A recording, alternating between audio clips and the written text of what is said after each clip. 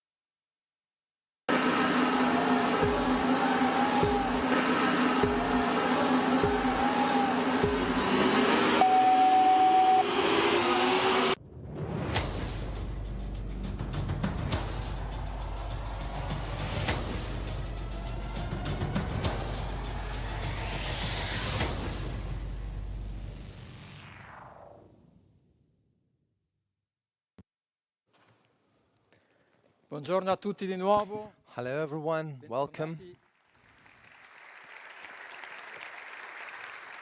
Al Motor Valley Fest. Welcome to Motor Valley Fest. I'm Alberto Sabatini. I am the communication responsible for the touristic promotion of the region Emilia-Romagna, and it's a great pleasure for me to welcome you in that theatre. We are very proud of being here again on that stage. Every year we think, we debate, and sometimes we even make some announcements, and sometimes we also propose some new topics. It's the best place to stop and see what we have reached and what direction we want to go to. Motor Valley Fest was born in a territory that is supported by the institutions that are here present. Let's start by listening to the voices of those governing that place. Mezzati Mayor that will join us at the end of the meeting, the Emilia-Romagna region,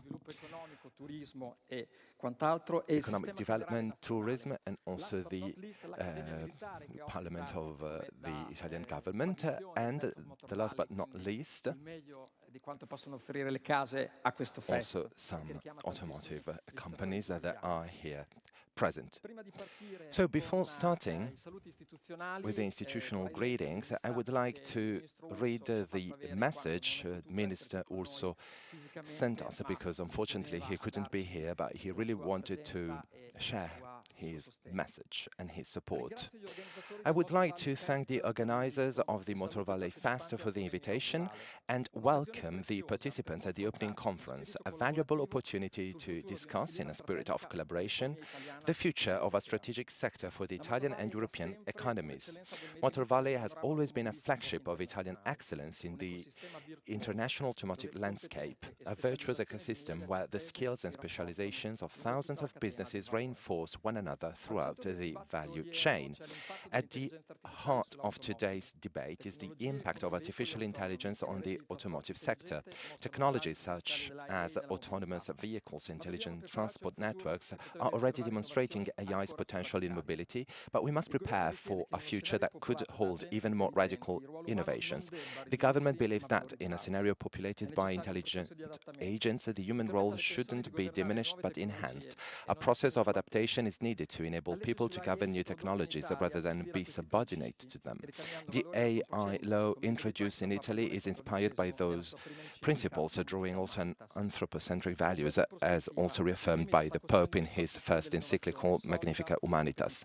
With this in mind, MIMIT is building a robust and competitive innovation infrastructure. Italy is already a leader in high-performance computing, with centers of excellence such as the Sineca's Leonardo supercomputer in Bologna, the Da Vinci One in Genoa, and the HPC-6 in Pavia. To strengthen this network, we have allocated 450 million euros through the Cassa Depositi e Prestiti AI Fund for accelerators and technology transfer hubs. This envision drives the AI for I Foundation in Turin, dedicated to applying AI to the real economy with a focus on the automotive and aerospace sectors, and the Italia AI Factory project at the Bologna Technopole.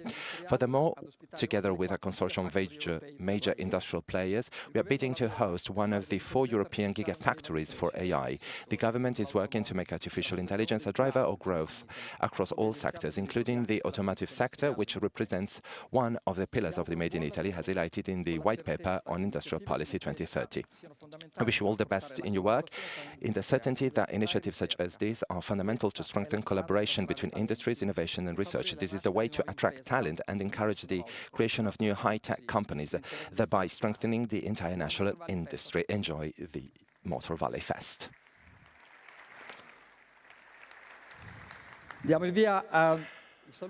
So, let's begin with the institutional greetings. I'm going to invite here the President of Emilia-Romagna region, Michele De Pascale.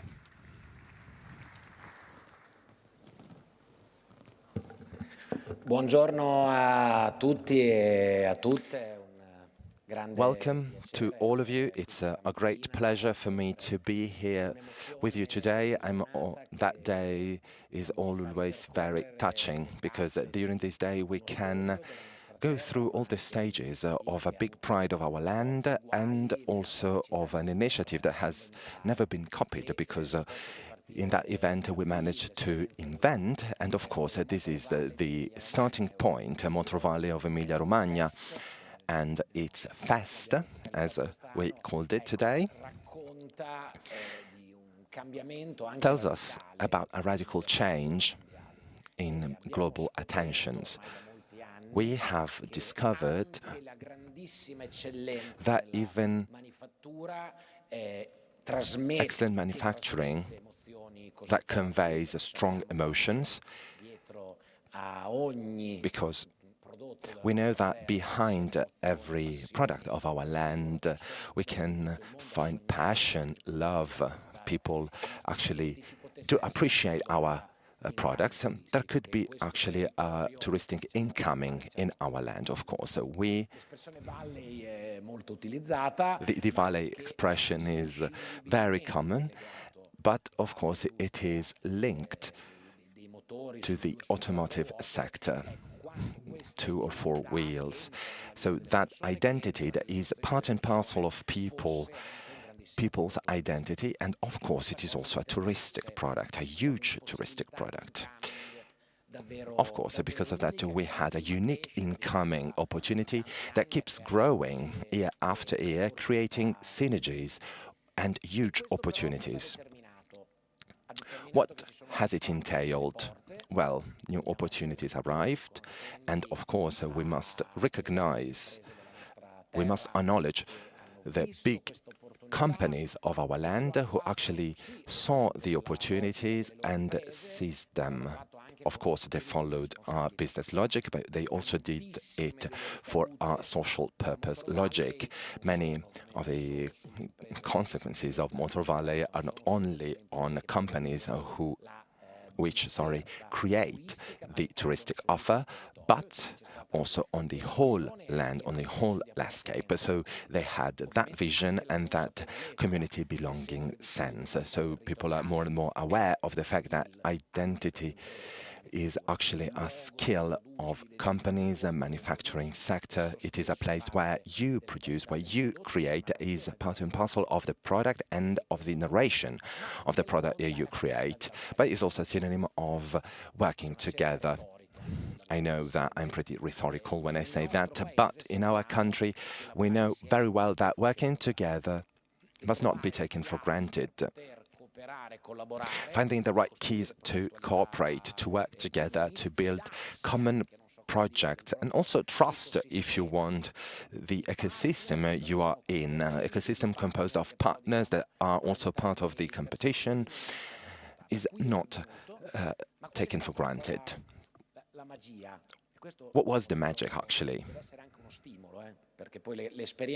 And we have to remember that, because, of course, good experiences must be synonym of pride, but we also have to be aware where we can't live up to that level of innovation. So we must be aware of that. So maybe starting from something that we could consider as off-topic, so starting a collaboration form that is pretty strong on something that is taken for granted. What do I mean by that? That a huge manufacturing sector can also be a touristic incoming element. So we should start from an element like that has doubled the collaborations. Educational ones, training ones, industrial policies, for example, and today the Motor Valley that was created in that context is even more than that. And I am saying that as the last element, because from Motor Valley, especially in such a difficult moment, we can even learn a lesson for Italy and for Europe in general. Unfortunately, Minister Urso couldn't be here, but he was here some weeks ago when we presented Nomisma Studios that was a commission on the Motor Valley. Some days ago I was in Rome at the Confindustrial National Assembly, where we talked about 5 strategic aspects to relaunch the manufacturing production here in Italy, and the Motor Valley and its figures and numbers that are absolutely against the common trends compared to general figures in Italy and in Europe. This is something that the study actually showed, because numbers of Motor Valley are going against what's happening around us. And while those figures tell us the mission of the Italian manufacturing, a mission that is true for the touristic incoming, being able to realize what other people around the world couldn't even imagine. This is what women and men do when they work in that excellent sector here in this region. To do a miracle every single day, to create innovation, customization, that uniqueness that pushes people around the world to dream and buy what we can do. This is the only way for manufacturing competitiveness here in Italy and also for the European one. That's the journey we want to follow that you have been outlining. Now it requires some help, some support, and also a strategy that is able to interpret the context we are in. Let's not forget, folk, that we are living a sliding door phase where none of us can take for granted the fact that, I don't know, Italy will be the same in 10 years, in 20 years, that the economic space here in Europe and on a global level will be the same as the one we are living now. But we can make it possible, of course, so we can keep improving, and we need to have innovation hubs, investments on human resources. We need relationships with the education world. We have to attract talents around the world, and also the relation between economic sectors that are different to one another. The Motor Valley has been all that. It is still all that right now, and I think that our duty is to keep working in that way. So I wish you a great Motor Valley Fest and enjoy also Modena. Thank you very much, Michele De Pascale.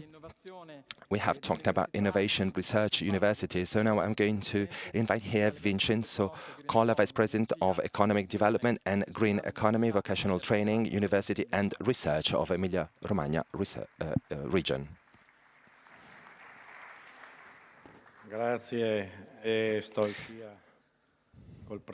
Thank you. Thank you very much. The President mentioned something that is very interesting. I do agree with him, but before that, I want to congratulate Motor Valley and its President. Motor Valley is known around the world, and also Emilia-Romagna is known around the world, and there's a reason. We can create niche products with a high level of quality because we are the only one able to create such products. This is our identity, and we have to protect it. We are in a never-seen and a new phase, and wars are wreaking havoc around the world and are actually representing a huge element of difficulty for the whole systems. And what is the most dangerous ingredient? Well, uncertainty. When you have a scenario like that one, of course, you have to face uncertainty. And of course, investments are stuck. It's true for families, for investors, and in the market, 50% of it is composed of trust, of course. So I think that in that scenario, I love Europe, and I do support Europe. So I think Europe should react. It must acquire technological sovereignty, because if there's no technological sovereignty, there's no political sovereignty. And I think that perimeter is important. If we do not change the direction, we are going through difficult times. Otherwise, we are pushed and crashed between Chinese and Silicon Valley.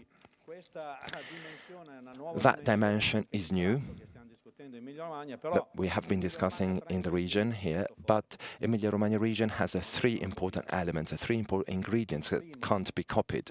The first one, we have high-quality relationships, like the one we have here with institutions, political institutions, universities, trade union relationships. When you've got good relationships, you feel the others. You have an identity card that you can read and that you are absolutely reliable and even attractive.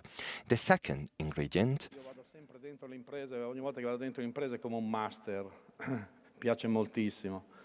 Cosa vedi I quando visit sei dentro? enterprises and companies. What do you see?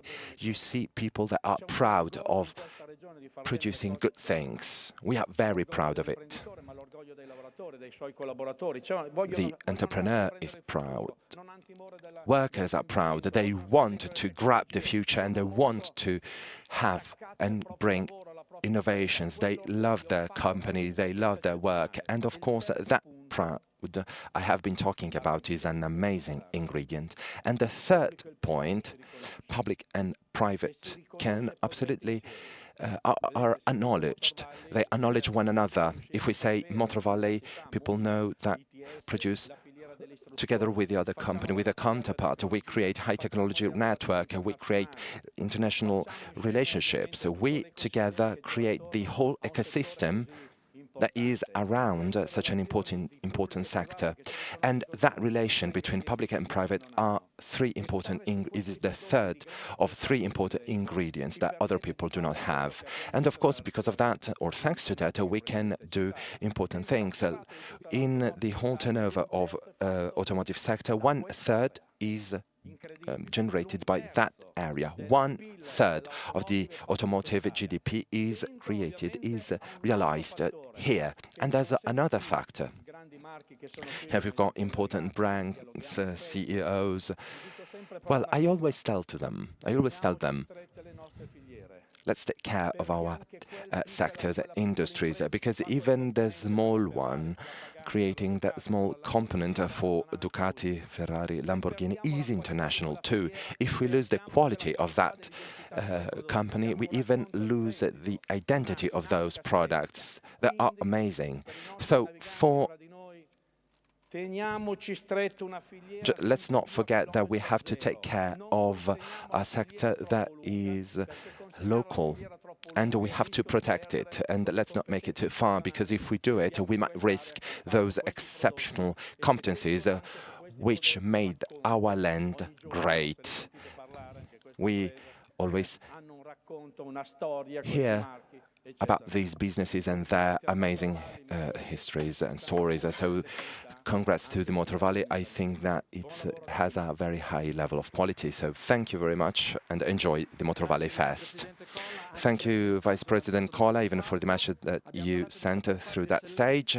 We have been talking about excellence. So now I'm giving the floor to President of Centro Studi delle Camere di Commercio and Institute Tagliacarne.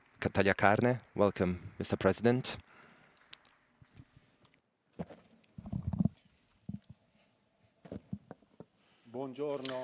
Good morning, ladies and gentlemen. Welcome in Modena for this edition of the Motor Valley Fest. Motor Valley has become an international brand that is recognized worldwide.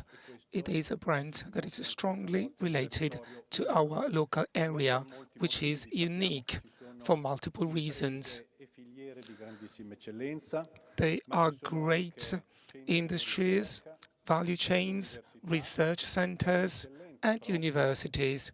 University here is a jewel of the crown of our region, specifically in relation to automotive-related subject matters and AI. And then MUNA is the Motor Valley University that is widespread in our region. Motor Valley is not only an industrial cluster, it is an ecosystem. It includes skills, manufacturing, passion, and skills. However, we needed to increase and grow our relations. We need strong alliances. it's important not to just focus on our local areas. Here in Modena, the second edition of a study about the automotive aftermarket study was presented.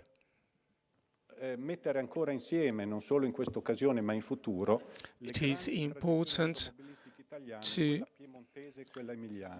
make the most of what actually works in this region and in other regions as well. It is important to focus on AI. AI will play a key role in the automotive industry as well, with automotive driving. Competition is tough. This is why it is important to work with other systems in order to tackle global challenges. It's a matter of technological sovereignty. We are lagging behind in Italy and in Europe from this point of view. We are lagging behind and we must retrieve our technological sovereignty. It's all about innovation. Motor Valley should be the leader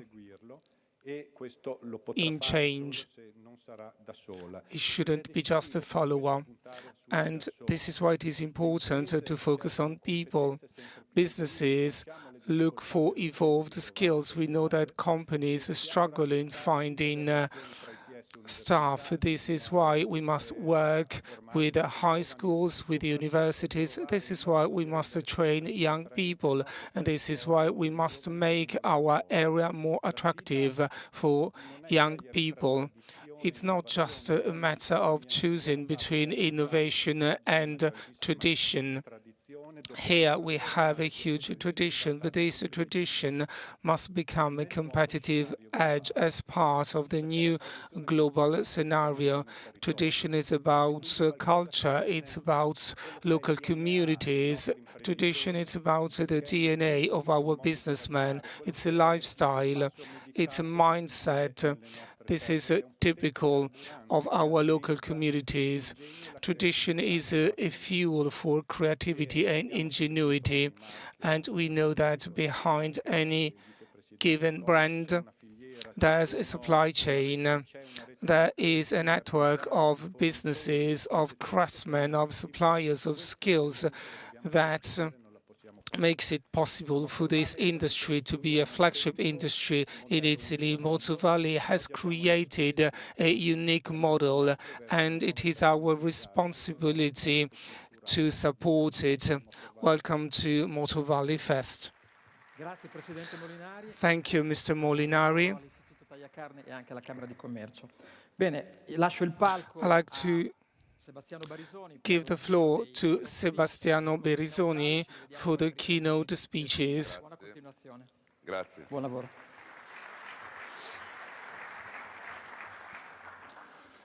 Allora, grazie a tutti, grazie per l'invito. Thank you for having me.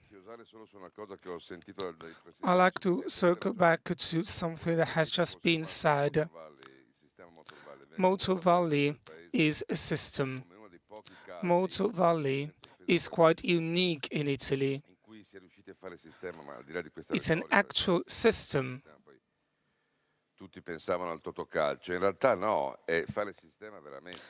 But what does it mean? It means focusing on a short supply chain.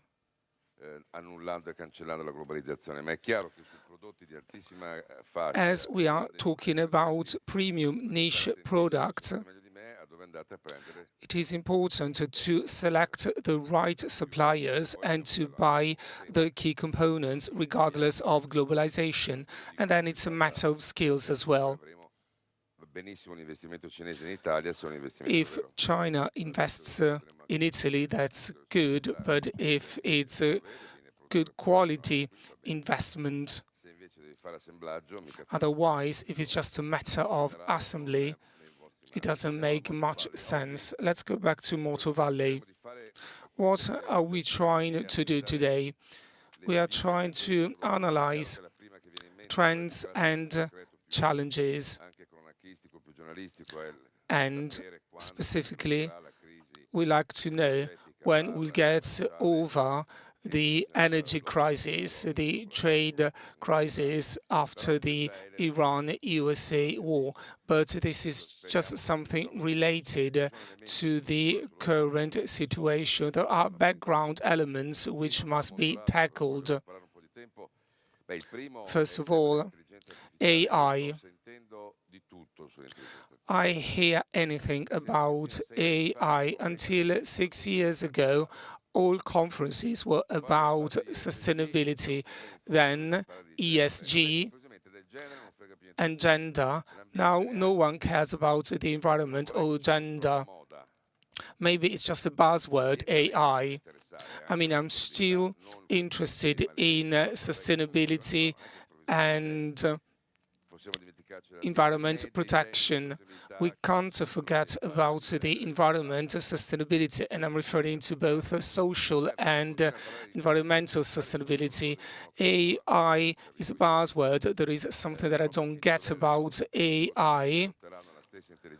If everybody adopts the same AI, how can we compete against each other? We could start it all from scratch. AI might become a competitive edge if you do not adopt it. And then there's something else that I got quite right. Investments in AI are useless if you do not know what to do with AI. Pirelli had a slogan: power is nothing without control.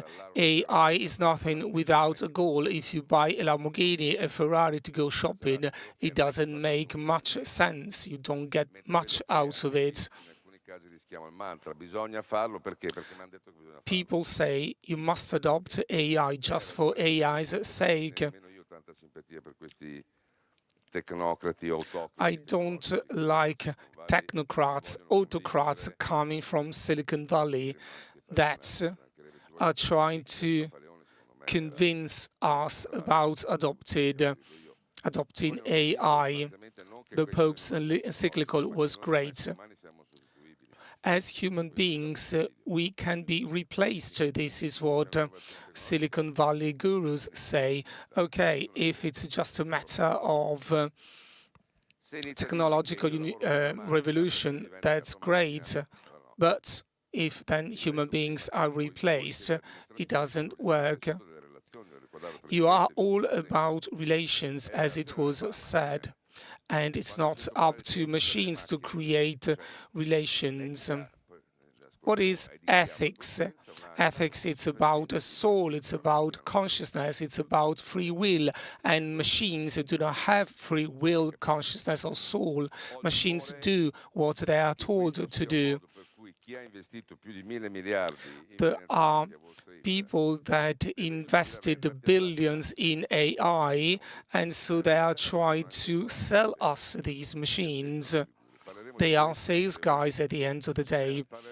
So we'll be talking about AI, we'll be talking about supply chain. Supply chain is at risk because of the geopolitical situations, but after COVID, we know that long supply chains are at risk anyhow.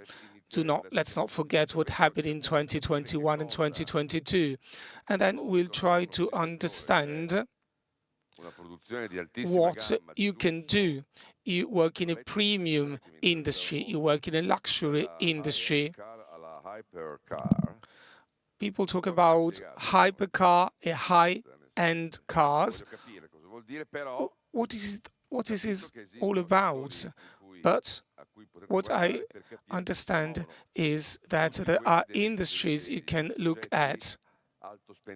Industries with ultra-high net worth individuals. that are impacted by the crisis. Then we hear from manufacturers.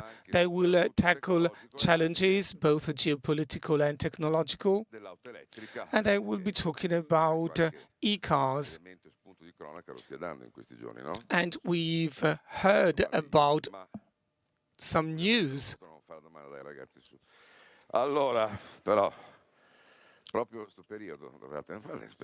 So they decided to launch Luce right now. I mean, bad timing, such a bad timing. Not my fault, anyway. This car is disruptive, and we should acknowledge it.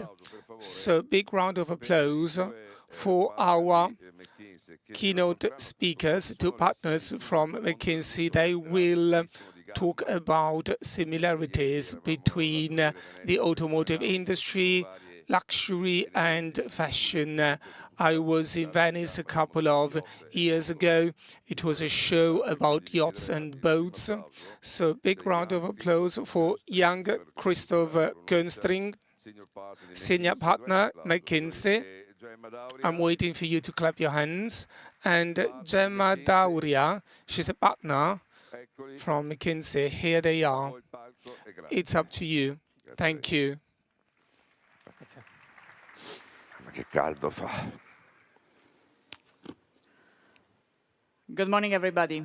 It's un piacere essere qui con voi. It's a pleasure to be here with us, with you today. As said, my name is Gemma Dauria. I'm a senior partner with McKinsey. I actually lead our global fashion and luxury practice. And I'm going to start by sharing with you what are some of the learnings from luxury that may be relevant to you here. Now, I think it was mentioned earlier already this morning that we are facing unprecedented times. And we are navigating a landscape which is evolving very, very fast. I'm just going to mention here a couple of things which are quite striking. One of them is demographic shifts. You know, it is incredible to see how global population is shrinking with a very few exceptions, such as Sub-Saharan Africa. And what is the impact this has on brands, on our clients? You know, we talk about silver spenders, over 50, they're going to hold the majority of consumption spend and the majority of growth in spend. So what does that mean for brands? What do tariffs and trade restrictions and what is happening in the world mean, not to mention geopolitical conflicts? And so there is tremendous volatility and uncertainty, and the luxury industry has had to navigate, just like yours, through a very, very rough last 5 years, in particular. Now, against this backdrop, the luxury industry has actually created tremendous value. You know, every year we track 400 public companies in the sector of fashion and luxury, and we look at their economic profit, which we use as a proxy for value creation. And we actually say, well, you know, how are they doing? And here you see this is rebased to 2010. Look at the economic profit, the contribution they've made to value creation is, you know, almost 2.5 times. So what you actually see here is two things. One, value creation has been enormous. Two, it has actually been quite resilient. You know, I just mentioned all the disruptions. You know, you had COVID, you have tariffs, you had the implosion of China, you have geopolitical conflict, you have demographics, and yet look at what has happened to the level of economic profit over time. It has actually been quite resilient. But of course, like in your industry, there are big winners and there are big losers. This industry, fashion and luxury, is a winner-takes-all industry. So normally, when we look at a sector like this, we would see 20% of the companies generated 80% of the value. In this industry, the concentration is much higher. This is what it looks like. So the top 20 companies out of 400, so 5%, actually generate 92% of the value of the industry. One group generates 16% of the value in the industry. We call these companies super winners, the top 20. And what is interesting about it is that they actually evolve. But what is also interesting is that out of the top 20, every year there are 3 or 4 new entrants, and the staying power of brands is very powerful. I think this is also something very important in your industry, the enduring power of brands. This is what the chart looked like with full year data 2024. If we do this full year data 2025, it's going to look yet a little bit different. But I want to share with you some of the interesting thoughts that are attached to this. One is, we have seen a massive shift to value. Value meaning not I want to buy cheap products. Value meaning the consumer saying, the client saying, show me that what I am paying is worth it. And this is why, for the longest time when we've done this chart, the number one actually company on that chart was Nike. Now, for then, actually you saw the rise of LVMH. For the long time, for 3-4 years, you had LVMH number one, outsized profits, and now you see Inditex overtaking LVMH. Now, the other interesting thing about this industry that I think also relates to yours is that product is the most important thing, and in some respects, the least important thing. What is it that people want to spend money on? We've done this survey. You know, what is it? How do you intend to spend your money? These are high net worth individuals globally, travel, hospitality and dining, wellness, and only then apparel and beauty. Experience has been talked about a lot, but even more than experience, I would say that what consumers are looking for, clients are looking for, is a sense of belonging to the brand.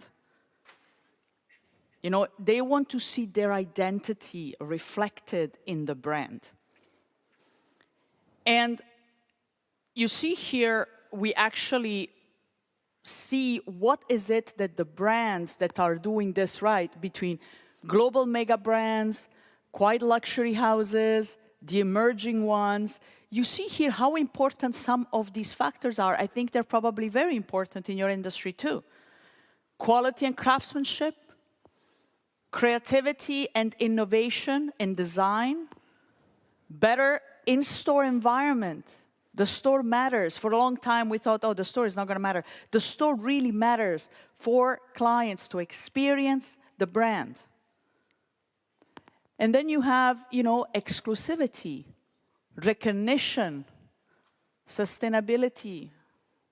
It was mentioned before, is kind of not being as prominent recently, but it's still important for many, many clients.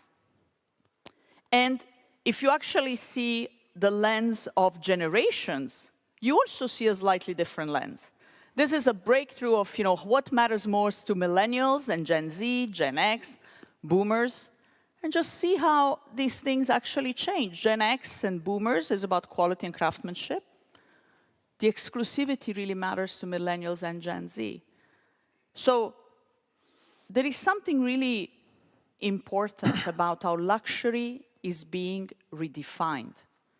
And is being redefined not only in terms of experience, it is being redefined in terms of value, it is being redefined in terms of identity and belonging and, you know, resonance of a brand. I am going to just have a super quick in about another big force I haven't spoken about yet that is reshaping the industry, is reshaping your industry, which is artificial intelligence. We did a global survey about AI, and one of the things that we found out is that the high performers in AI are not only those that use AI for efficiency reasons. That has been the #1 first wave of AI, I would say, use cases. How does AI make us more productive? How do we spend less time? Do we do the same tasks in less time? Maybe even better quality? How can we streamline our processes? Efficiency gains. Well, AI really becomes valuable when it's used and deployed to drive growth and innovation. And this is really what separates, at the moment, not only in fashion and luxury, but globally, the winners in artificial intelligence from the laggards in artificial intelligence deployment and scaling. And when you actually see the difference between these winners and the laggards, you see almost a 3x ability to actually redesign their entire workflows, and we call it rewiring the organization. Rewiring the organization. The luxury industry has started to adopt AI for efficiency reasons.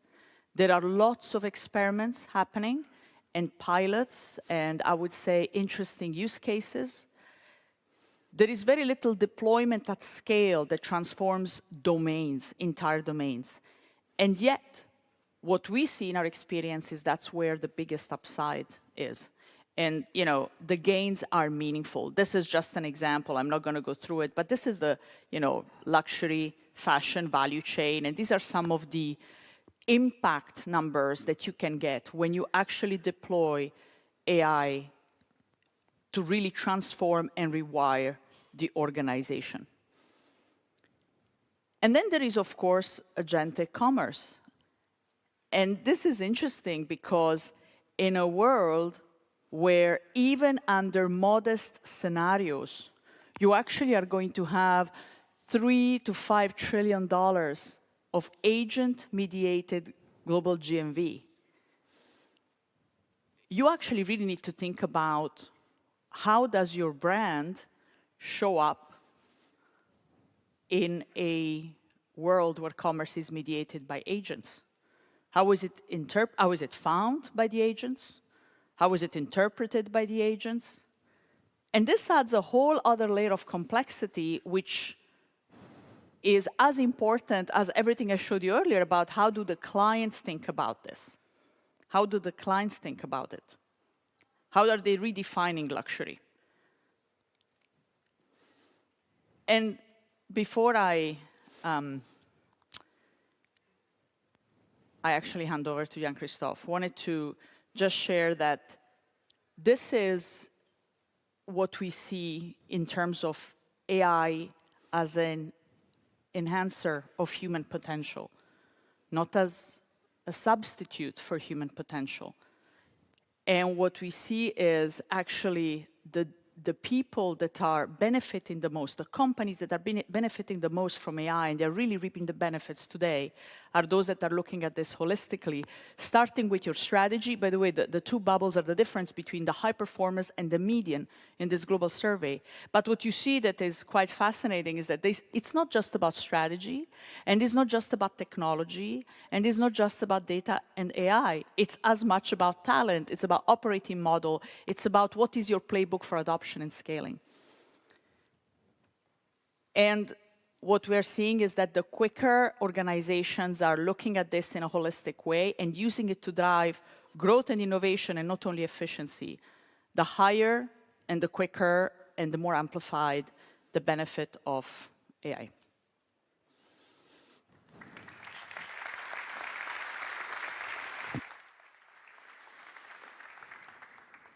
Thanks a lot, Gemma. So now let's shift gears and look into the luxury automotive industry. So what are the opportunities and what are the challenges that are keeping us up the night? What are things that we need to look into?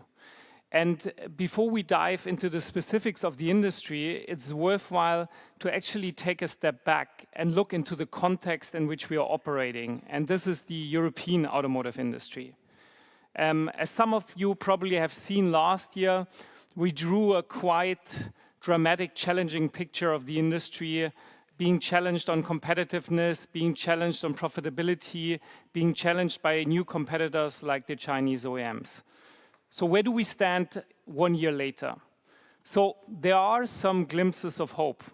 There are some OEMs who have really stepped up the competitiveness, who have launched products that are on par or even better than the new competitors entering the market. We see some markets returning to growth. We have seen, for example, Germany in Q1 having the best Q1 since 2020 in the premium segment. And we see some OEMs starting to collaborate, really taking the challenge as an opportunity to basically join forces to fight the threat. However, if we take a step back and we look at the sheer numbers, then more is needed. Because just looking at the numbers here on the page, when you look at the global market share development, you see since 2017, we have actually lost 21% of our market share. And when you look into what the Chinese OEMs have done in the same period, they have gained 130%. And the challenge is it's not a linear development, but the spread is getting bigger. So which means we really need to address that, because if not, we will be shrinking and shrinking and shrinking. And obviously at one point of time, this will be not sustainable anymore. Second topic, which gives us concern, is this is really becoming a society problem.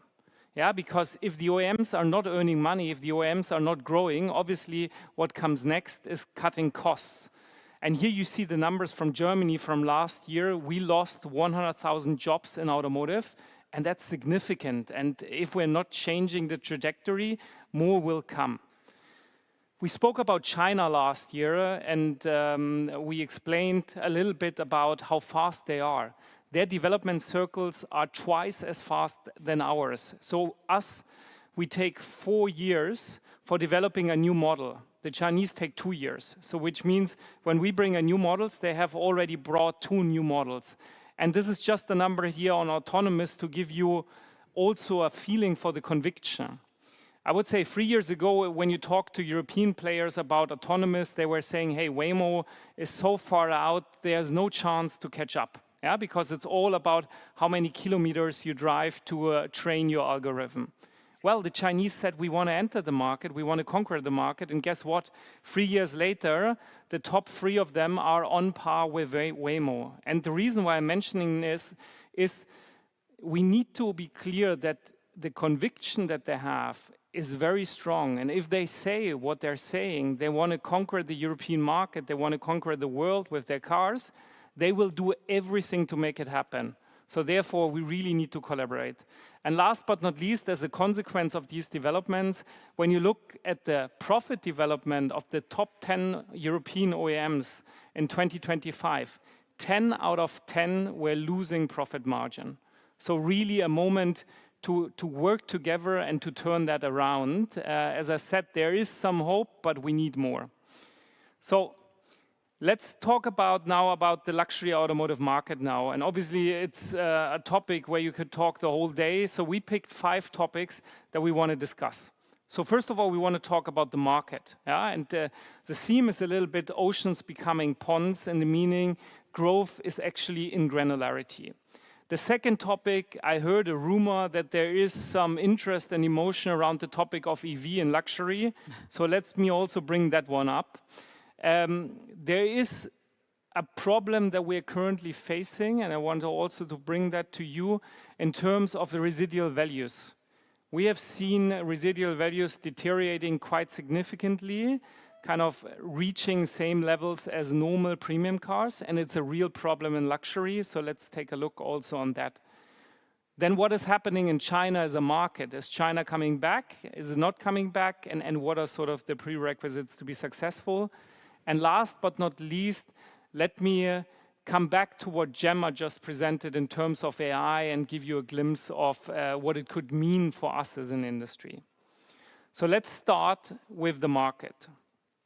The good news is we have growth in this market. So compared to the broader automotive market, which is more stagnating, the luxury automotive market is showing growth.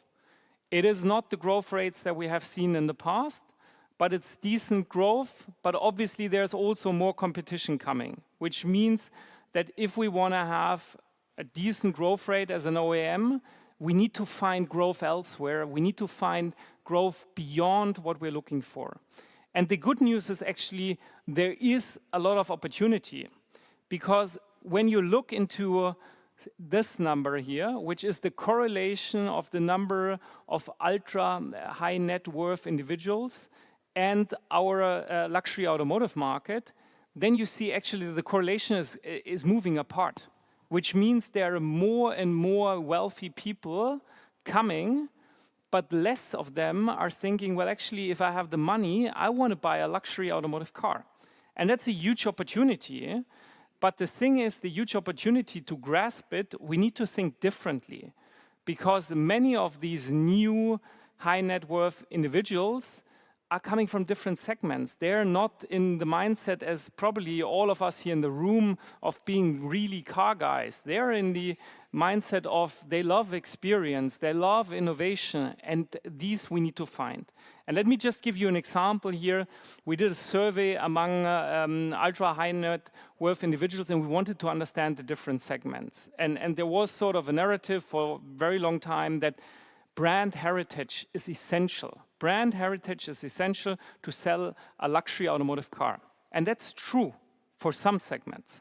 So the collectors, the connoisseurs, probably the people we have in mind when we think about the traditional buyers, yeah, they think about brand heritage very big time. But if you have the innovation seekers, they don't care so much about brand heritage. They care about the innovation that the product is bringing. They care about the innovation that the product is bringing. So it's very important for us, if we want to grow beyond the market, we need to find these pockets of growth and we need to address them very, very granularly. And this is again where AI comes into the game, because it doesn't work like in the past. The little black notebook of the dealer will not work. We need to find these guys and we need to systematically address them with their interest so we can actually make a difference. All right, let's talk about the elephant in the room, the EV industry in luxury automotive.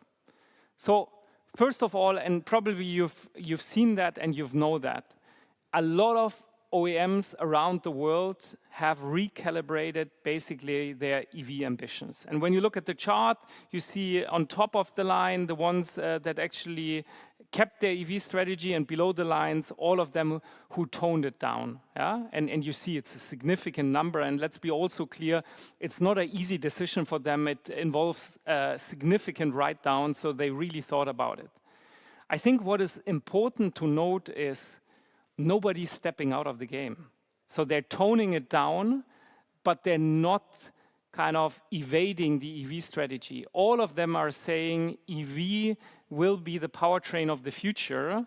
It's just taking more time, and that's why we need to open up to the customers, we need to listen to the customers, and we need to offer them what they want. We cannot force them with our speed into EV, but we need to take their speed.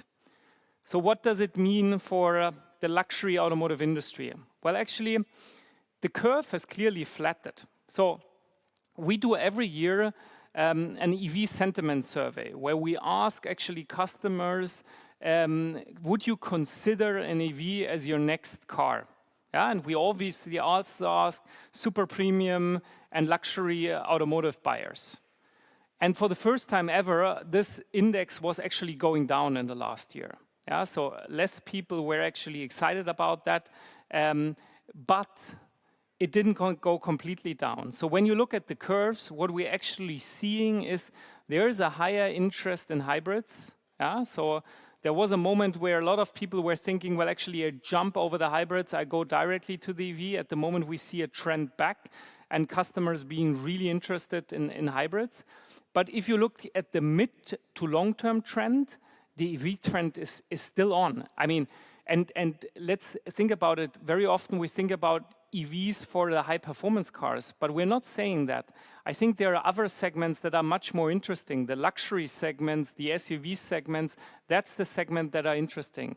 And the one number which is very interesting is when we did our survey with the ultra high net worth individuals, we asked them, would you consider an EV as your next car, as your next powertrain? And still 19% of them said yes, it might be an option, it might be an option for a certain segment.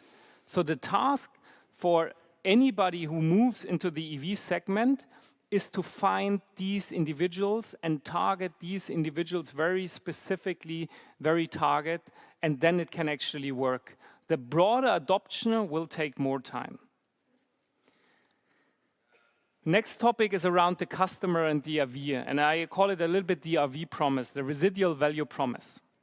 There is a segment in the market, or like many customers in the past had the thought, if they get an allocation, if they can buy a car from the distinguished luxury car OEMs, they will not lose money with that. Or they will just lose a little bit in terms of the residual value.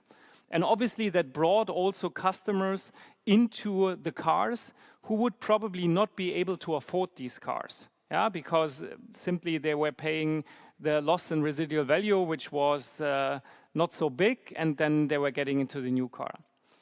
The challenge is this promise is broken, yeah, and it is broken over the last 1-2 years. When we look into the different segments, what you see, when you look into the high performance segment, ultra luxury, special editions, this is still intact. Yeah? So you still see on auctions and something really prices going up. So this is a segment which is still intact. We will need to look at it because obviously we're doing at the moment significant price jumps in that segments in terms of the MSRP, which might influence the RV, but for now it's fine. The big challenge is in the IC and hybrid high-performance car market, which was a market which was very, very stable in the past. And what we're seeing now is basically residual values are down 30%. So you lose 30% on your car after a couple of years when you sell the car. And obviously, with the MSRP that we're having, that is quite significant. And it's a little bit a home-baked problem because we were raising MSRP significantly, which obviously made it more difficult to keep the residual values up. And we were also facing quality issues. We were also facing servicing issues, and all of that were putting pressure on the RVs, and we need to work to bring that back. Also, when we look into the EV segment, one of the biggest obstacles why customers are shying away to buy an EV in the luxury segment for an SUV or for a coupe is actually residual value. And the reason is here on the page. Is like you had a couple of players where the cars just lost massive residual value, 60%. Within 2 years. Just imagine, you buy a new car, you're excited and it's a good product, and then after 2 years, you lost 60% of the value, and that's obviously a killer, and that's something that you need to address if you want to sell EVs. And last but not least, a very interesting development is the enthusiasm is still there. So the buyers are still there, but the buyers are no more buying the entry-level high-performance cars, but what they're doing, they go to the young timers. Yeah, they go buying the cars that are 5 years old because they're saying, well, these cars are exciting, they're not that complicated, and they're cheaper and they're stable in residual values. So you see residual values actually going up in that segment. So definitely a topic to work on. So let's talk about China. And let's talk about China as a market, because China is obviously also a substantial market for selling cars. Yeah, and as you probably all know, the premium segment got very much beaten up over the last years, but also the luxury segment suffered quite significantly simply because wealth in China was going down and people were spending less on luxury items and less on luxury automotive items. So you see here the market development.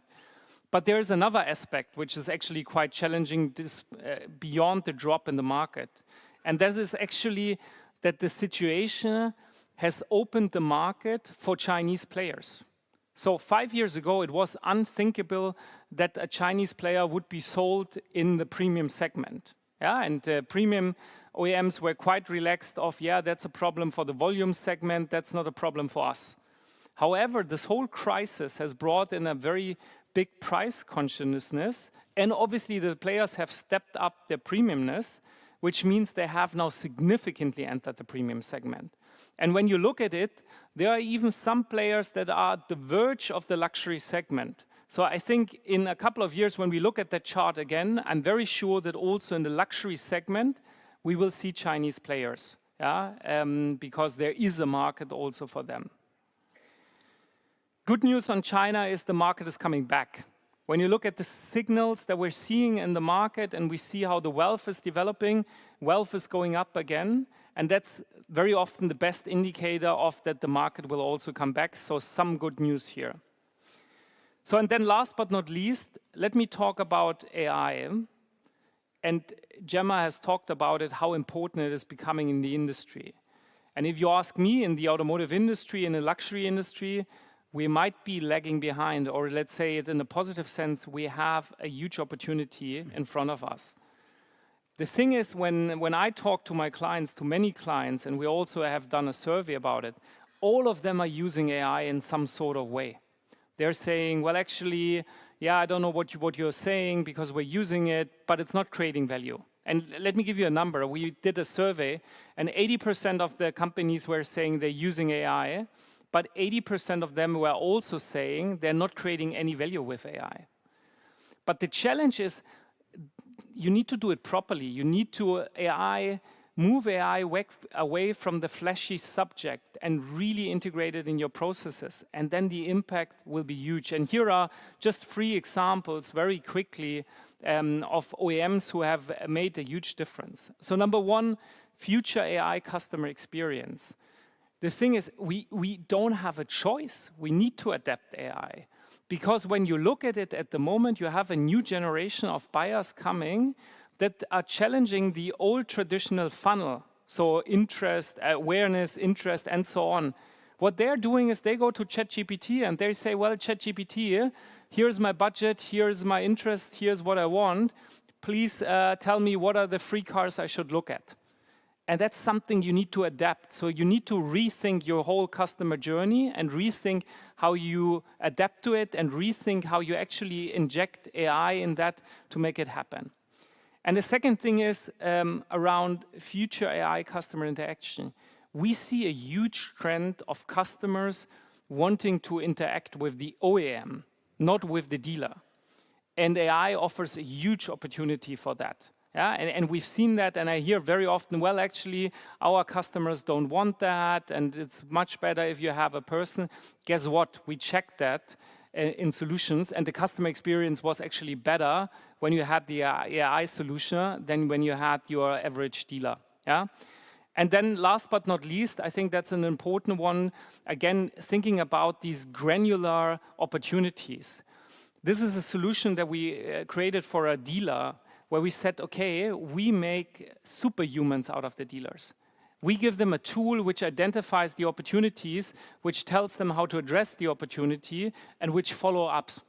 And suddenly you move from 15 minutes that you need to address a new customer to 2 minutes. And you now just imagine what productivity gain this is and how big the opportunity is in that. So overall, I think there is a great opportunity in the market, but we need to address the opportunity because the growth will be in the granularity. So let's find the pockets of growth, and then we will have a bright future. Thank you. Thank you.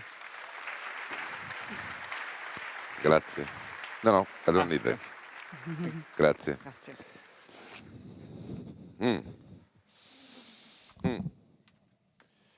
Tutto molto sfidante, vedo. This is quite challenging, apparently.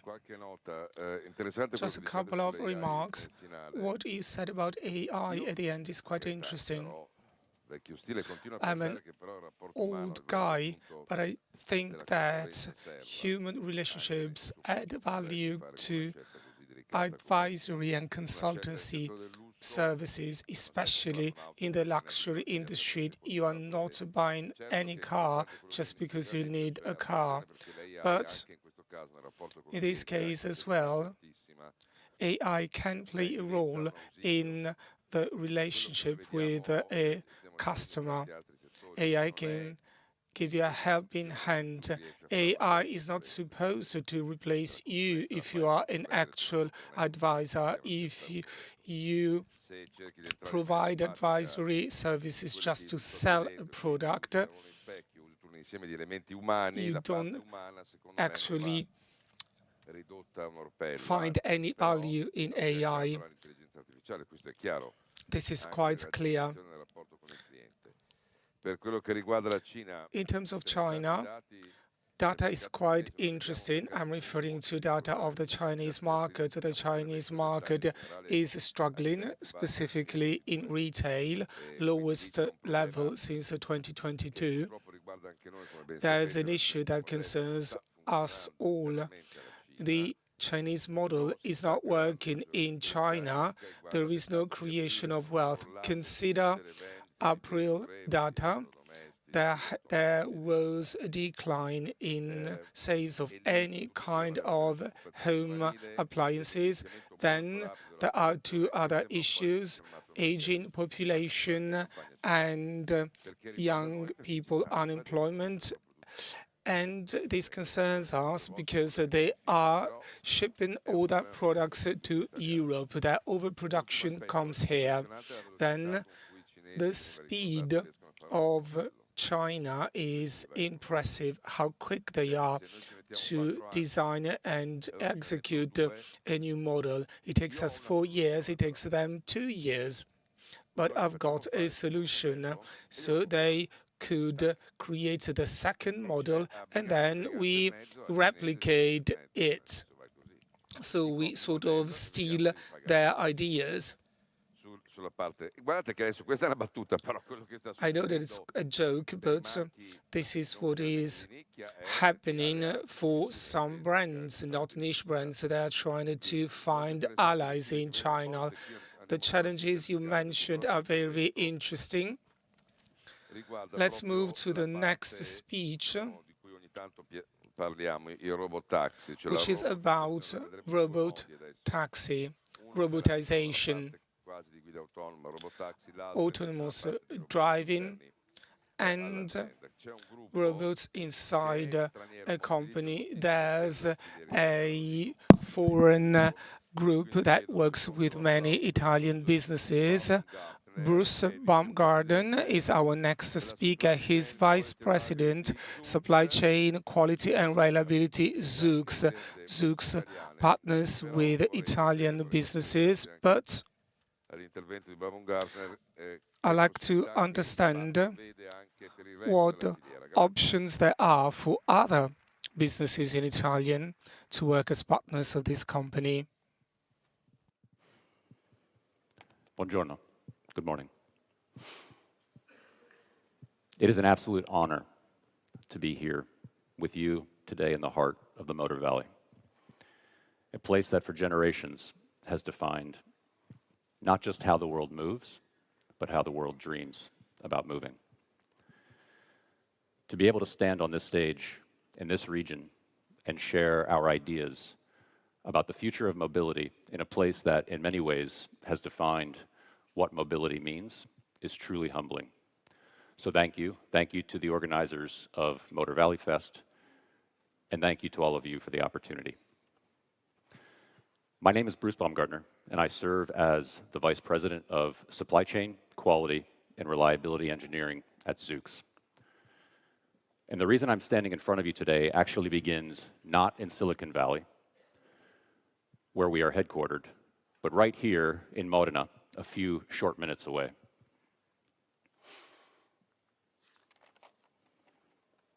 It begins at CPC, now part of the Mitsubishi family, who for years have been quiet, extraordinary partners in our journey. shaping carbon fiber composites of remarkable precision and helping us to build the body of a vehicle that, until very recently, did not exist anywhere on Earth. When we first imagined this partnership, this very small team of Silicon Valley engineers working alongside Modenese composite craftspeople, I'll be honest with you, it felt a little bit unlikely. But it turned out to be inevitable for us, because what we found in this region was not only a century of know-how, it was also something we recognized instantly. There was a restlessness, a refusal to accept that good was good enough, a spirit of innovation that matched our own and ultimately pushed us forward. So before I tell you about what we are building, let me say very clearly how honored we are to be here in your company. We came to Modena to learn from the best, and we have, but we have also been inspired. Now let me tell you about what we are building. And let me begin by telling you what it is not. It is not a car. There is no steering wheel, there is no driver's seat. There is no gas pedal, no brake pedal, and no rearview mirror. The vehicle has no front and no back. It moves in either direction with equal grace. The doors slide open like a carriage. Inside, 4 passengers sit facing one another. It is fully electric. It is fully autonomous. And every single line of it, every curve, every sensor, every seat, was designed around one person, the rider. This is the Zoox Robotaxi. We didn't set out to build a car because our goal was not to simply iterate on the past. We wanted to put ourselves and start from a vision of what the future could look like. Our mission at Zoox is to ultimately build a safer, cleaner, and more enjoyable future on the road. And we believe deeply that the world deserves a better way to ride. Think about the standard commute today. We sit in gridlock, stressed, watching the tailpipes ahead of us. We accept millions of traffic accidents a year as an unchangeable cost of modern life. But we at Zoox believe that change is not only possible, it is long overdue. And that is the driving force behind Zoox. We did not arrive at this overnight.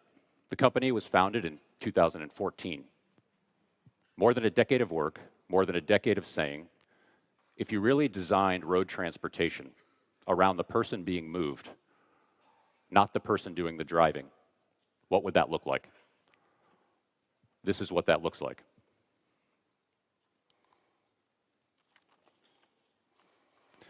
To do this, we had to build almost everything ourselves.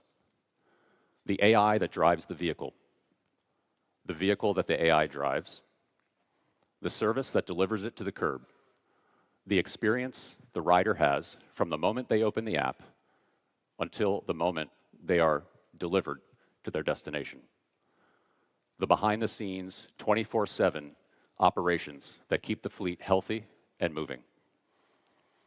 When you control the entire architecture of the vehicle, you can ensure that every single element, from a line of code to the hinge on a door, works in perfect harmony to serve the human being inside. And that brings me back to why we are standing here on this stage today. Zoox does final assembly of our robotaxi in California. But the journey of every vehicle begins rather, in a sense, here in Modena, in this region, with the carbon fiber mainframe our partners at CPC construct and ship across the Atlantic. A frame that is light enough to protect the range of the vehicle, but is also strong enough to protect the riders inside of it. We did not stumble upon the partnership, we chose it very deliberately. We chose Modena because we needed the best. We chose Motor Valley because we wanted to learn from a tradition that has been doing this longer, and I would say better, than anywhere else in the world. So we are here this week in Piazza Roma with one of our robotaxis on display. Perhaps someday in the not too distant future, we'll have the pleasure of bringing our service to the region as well. Now, there is something we want to be careful about. When you build something now, new, the temptation is often to position it against everything that came before it. To say that we are better than, to say that we are smarter than, to say that we are faster than. This is not at all how we think about Zoox. We are not better than the automobile. We are different than the automobile. We are purpose-built. We are experience-led. And we exist not to replace the joy of driving, which in this region and this company, I certainly will not pretend to be qualified to comment on, but to give people a better option when they are not driving, when they want to be picked up, when they want to be dropped off, when they want to talk to people across from them, or read, or rest, or simply look out the window. And when we get this right, when we get this really right, it is better for everyone. It is better for the rider who arrives more relaxed than when they left. It is better for the city because a robotaxi that is shared and efficient is one less private vehicle parked at the curb and one less car circling for a space. It is better for the air because every Zoox is all electric. And most importantly, it's safer. Every single year, human error, distraction, and fatigue cost more than 1 million lives on our global roadways. Autonomous technology has the power to truly change that reality, saving families from tragedy. That is a future worth fighting for. So how does this vehicle deliver on all of this? Four-wheel steering. So the vehicle can navigate tight urban areas with ease and grace. And while this may sound trivial, every single robot we build will execute this dance 90,000 times throughout the course of its life. A bidirectional design, so it never has to execute awkward three-point turns. Doors that slide open, hands-free, because getting in and out of a vehicle should be the easiest part of the day. And an electric active suspension that smooths the road beneath you, so the ride feels less like transportation and more like a moment to yourself. And then there is the way the vehicle perceives the world. More than 40 sensors, camera, LiDAR, radar, long-wave infrared, giving the robotaxi a full 360-degree understanding of its surroundings. It sees what is in front of it. It sees what is behind it. It sees what is coming from the side of it. It does this in the rain, in the dark, in the glare of a low sun. And because there is no driver to wave at the pedestrian or to make eye contact with the cyclist, we built that communication directly into the vehicle itself through light and sound. So everyone on the road knows exactly what the vehicle is about to do.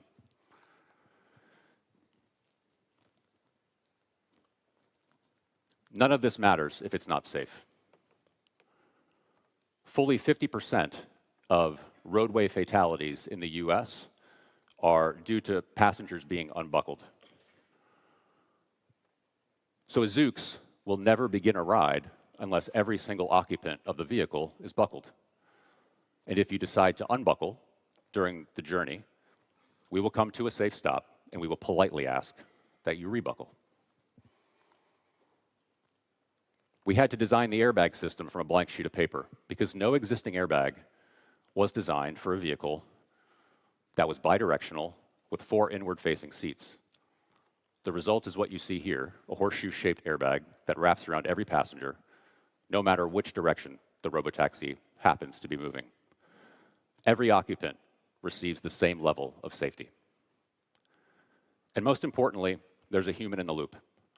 There's a trained support team available at the press of a button 24 hours a day. Because as much as we believe in the AI,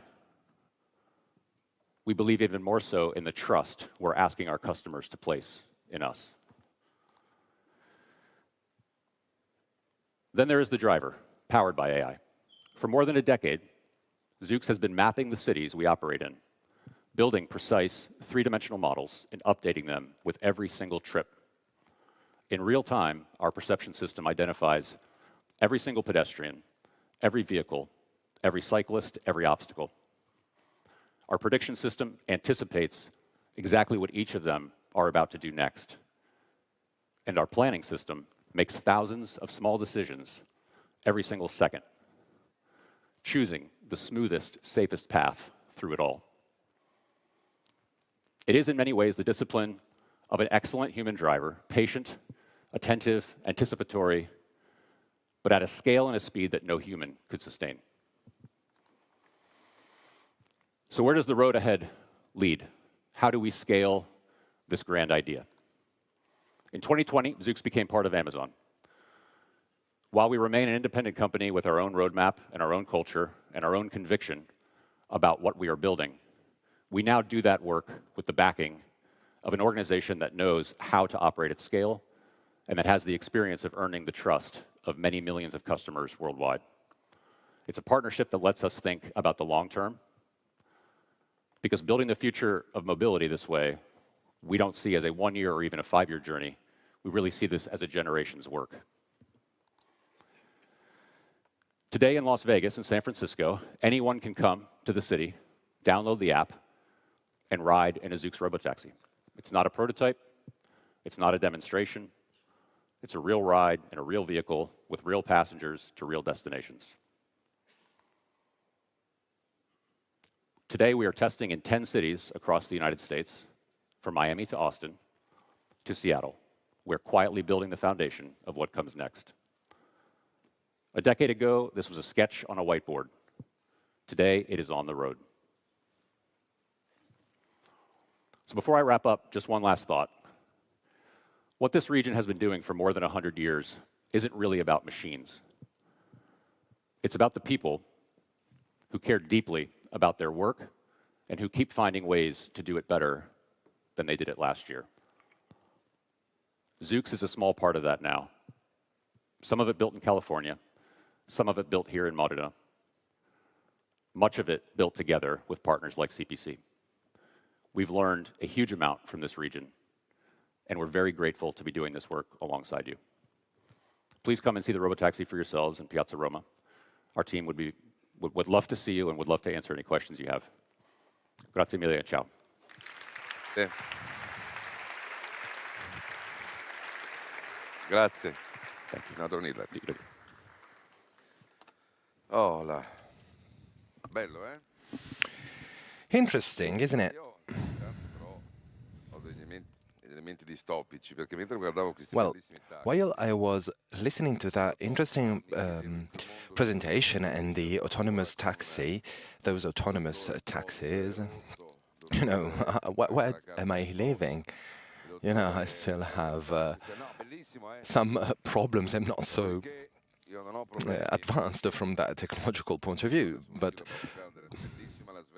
Las Vegas is great, Los Angeles is great too, but you know, 40 sensors are great, but you have to test it here in Milan, in Rome, with riders that do not drive in the right way, 3 people on a bike without helmets. praticamente, insomma, io non so se 40 sensori ce So I don't know if 40 sensors are enough. You should go in the city center of Milan, in Naples, because, you know, in Las Vegas it's easy. I would be curious to see if here it works. 2, wide roads, everyone that is so respectful of the road code. And then there's also the taxi driver category. We are still thinking about licenses. So, those autonomous taxis will be destroyed probably here. We are still here with the NCC that have to park their car in a garage. So, by the way, we have no problems with AI. No, by the way, I was joking, of course. That think was very interesting. We analyzed some figures and we introduced the satellite navigator, which actually helped save and reduce CO2 emissions. So yes, it's practical, it's true, but it's also very efficient. So please pay attention to that too. Then, of course, I was joking, but sometimes here in Italy we reach some wars that maybe were interesting 200 years ago, but well, today he comes here with an innovative idea, and so, you know, it might be conflictual. By the way, now let's go and let's move on to the next point. So you have understood that now the biggest part is about artificial intelligence. So we have autonomous taxis, and what does it mean? Will it pay, I don't know, will it earn 18,000 gross euros? I don't know, I'm pretty curious. Because, you know, let's see. I would be curious to see how much it will say it will earn. By the way, the next important element is also the implementation of robotics as human robots. Human robots, to me, means is a robot, but it's still a machine, of course. But let's try to understand how innovative it is. So let's make a big round of applause to the next speaker, the CEO of Generative Bionics, one of the most, probably the most advanced Italian startups, Daniele Pucci. Please.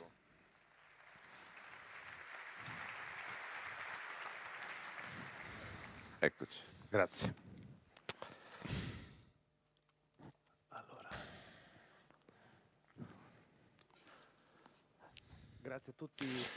Well, hello, and thank you very much for inviting me.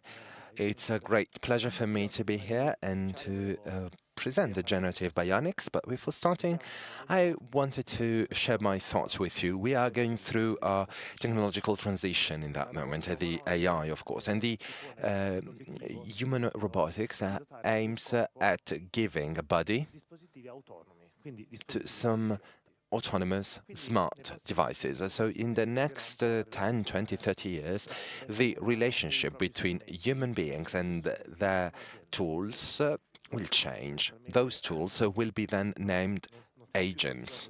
We are not buying hammers anymore, so we are dependent on them, but we are creating some agents that decide what nail to knock. So the relationship with those agents will be influential. That technology of AI and the evolution of AI will have to accompany a society that is bound to change. If we analyze technological history, well, we have seen that technology has always accompanied society, that has grown from a demographical point of view, from an economical point of view. But nowadays, the technology will have to accompany older and older generations and will have to take care of working generation. And this is, if you want, the frame in which generative bionics was created. The aim is to have some humanoid robots that can help human beings face next the future challenges. What challenges am I referring to? If we look at data describing natality here in Italy, before 2100, our population will be cut in half, and this is not an Italian trend. If we look at the total fertility rate, that is the average number of children per couple, we understand that, for example, in Niger and Chad, they have more or less 7 children per couple. Before 2100, they will have 2.1 as average children for couple. So we will have hospitals without nurses and schools without students and without teachers. If we look at data today, analyzing the working population today, we should be pretty worried. Between 30 and 50% of GDP, global GDP, is generated through manual work. And speaks clearly, 70% of manual work suffers from musculoskeletal disorders. So, who produces a huge part of the global GDP suffers from musculoskeletal disorders because of repetitive tasks, and in the future won't be replaced. Because of that, we need a huge manual request for the next future. In Italy, we do not only have the problem of goods sustainability, etc., but also the protection of our culture that cannot be only expressed through our language, but also through our craftsmanship. So we have to digitalize them, we have to protect them and put them on an autonomous device. So generative bionics was created inside that frame. We want to be there to help human beings. We want to amplify cognitive knowledge and cognitive skills. We have to remember that those humanoids will have a physical AI, a kind of AI that must interact with the physical world. Many people talk about physical AI, but almost no one talks about how to introduce physical in AI. And, well, this is more or less our idea. This is a robot, a walking robot. No sensors, no motor, no engine, no AI, nothing. But that robot can walk. It is using, in a very efficient way, gravity. Effective way, gravity. What does it mean? It means that there's a strong bond between elaboration skills, calculation skills of future devices, so future robots, with physical properties of the robot itself. The second point is that part of the intelligence of the robot can be delegated to the body. So we are simply trying to imagine and develop AI tools that can leverage the skills of the body and the environmental aspects on the field. We have worked in that field for more than 15 years, and one of the main projects was ICAB, created in 2009, thanks to a European project, and the aim was simply to understand the mechanisms managing AI. So that robot was developed by the Istituto Italiano di Tecnologia through some sensors, cameras and AI, and from 2010 to 2020 that was one of the main projects here in Europe. For more than 10 years we had to be a research center but also a factory of human robots. So as you can easily understand, these are two different activities. That robot then had been widespread, more than 50 copies around Europe. Our aim was to evolve that robot on a new platform called ErgoCab. Why Ergo? Ergonomy, of course. And here we created a new humanoid robot that shouldn't look like a child. We discovered the acceptability criteria. A human robot had also to be aesthetically pleasant, good-looking if you want. So this is why we created ErgoCab. At the beginning, it was an avatar. So we worked for more or less 5 years on digitalization systems of human being that then could be transport them on and into the robot. both on the field but also around the world. In Tokyo, for example, so a human person, let's say in Genoa, and the robot in Tokyo. Of course, in that way, we managed to digitalize human being. So we managed to get data. And in 2023, there was the haha moment. Haha moment, what is that? Because we took some data from human being, we tamed the robot, and in that way it became autonomous. The robot became autonomous. And if you want, we didn't even know what it could do. And there we were pretty worried. It's not like ChatGPT that you do not know how it answers. Here, the robot, we didn't know what it could do. So in that context, we had to understand how to regulate movements of that robot, both upstream and downstream, and then work on the application. All that technology pushed the generative bionics that was created in 2025 with a fundraise of 70 million closed in December 2025, and it aimed at creating human robots that are sure, both for Italy and Europe, to scale maybe in the future around the world. Proof of concept, pre-series and launch and expansion. But that plan needed and needs a go-to-market strategy that could be easy, effective, that can be also different from what you can see on YouTube or on social media. And that strategy is based on easy observation. A human robot that have to wield can't be the same as a robot working in a hospital. And it's not just a common sense. The support regulation of those devices that must be sold is completely different. So we do believe that many of societies, many of companies that aim at doing everything with just one robot might make some mistakes. So we do not want to solve useless problems, create dancing robots and something like that. We wanted to create added value for the client. So our strategy was the following. We created a humanoid platform, a generative bionics platform, defining physical AI, hardware and software that could create human robots for specific market segments. And while these robots were created, it was also important that the material list, the BOM, build of material, is similar. So those robots need to be customized for different market segments. So the customization follows 3 different levels. In the future, we will have robots that are slightly different, like it happens with cars.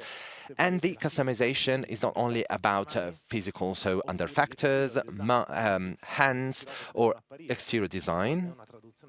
That is, if you want, translation of their reliability, but also their cognitive tasks. So a human robot working in a hospital needs to do different things compared to a robot that has to, mop the floor.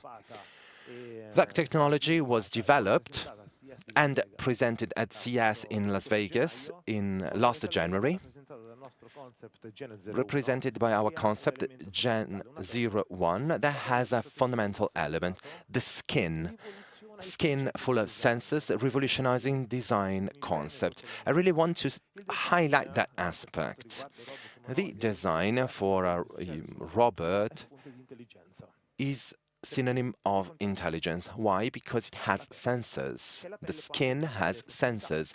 Skin can even measure proximity. So the intelligence goes through skin and how it has been conceived and the external aspect. Just to give you some examples, amazing results in terms of movement through the creation of great materials according to the task. This is the mix of physics and AI. Industrial applications. Che guidano tutto il nostro sviluppo dei verticali, una con Fincantieri.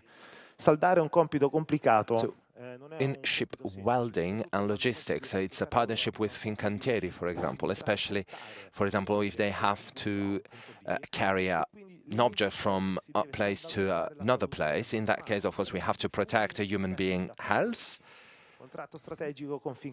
So our strategic contract with Fincantieri and to create robots for the future that can be used in dangerous environments.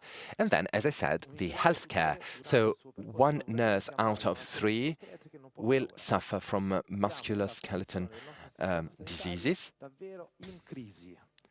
Our healthcare system is living a crisis, so we need to help the healthcare system. Otherwise, we will have a society unable to recover from illnesses. So predictions are pretty interesting, I would say. 5 trillions in 2050. With installed humanoid robots worldwide, our city will have to live with these new devices, and generative bionics is not the only one who realized that opportunity is very important and great to seize. Around the world, if we apply a filter on those focused on humanoid robotics, the situation changes. This is the situation. We've got China and the United States. Similar players are born every 6 months, let's say. And what can we understand? That probably humanoid robots will probably invade Europe, and those robots will be created in the United States, in America, and in China, so we have to pay attention to that. Moreover, we have to be sure upstream and downstream. Downstream, what do I mean by that? In terms of cybersecurity, we do not want a humanoid robot living in our house can be modified if someone pushes a red button on the other part of the world. And the other element, upstream, so supply chains. What happened in Lebanon, where Israeli people simply change a component of a specific device, and that device explodes, and Hezbollah have to suffer a huge hit? Well, what can we understand from that lesson? That components of robots, humanoid robots, etc., must be certified, or otherwise we might risk a technological sovereignty that we have to face. That we will have to face. So, through that map, we can understand a fundamental thing, and this is my last point. Physical AI for humanoid robotics is not a product, it is continental technological infrastructure. And Europe must speed up in terms of interpreting that new frontier, knowing that protectionism didn't work. And, according to our point of view, tech sovereignty can be achieved with disruptive tech plus strategic partnerships. Thank you very much for your attention.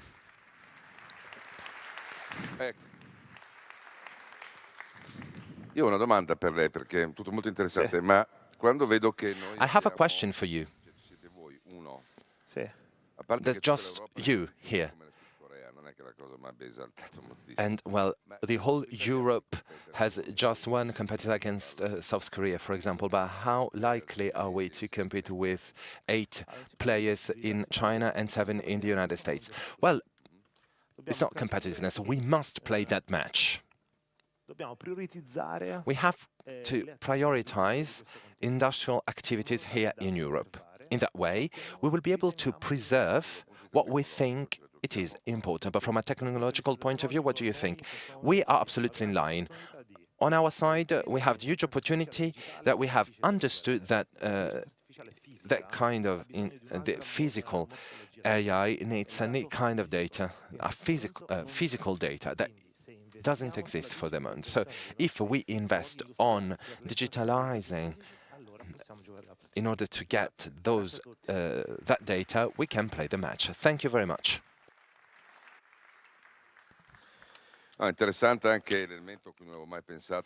That's quite an interesting element you mentioned. Robot segmentation. We thought that all these humanoid robots were the same, but they are not. There is a robot that works in a factory and he's much tougher than the nurse robot.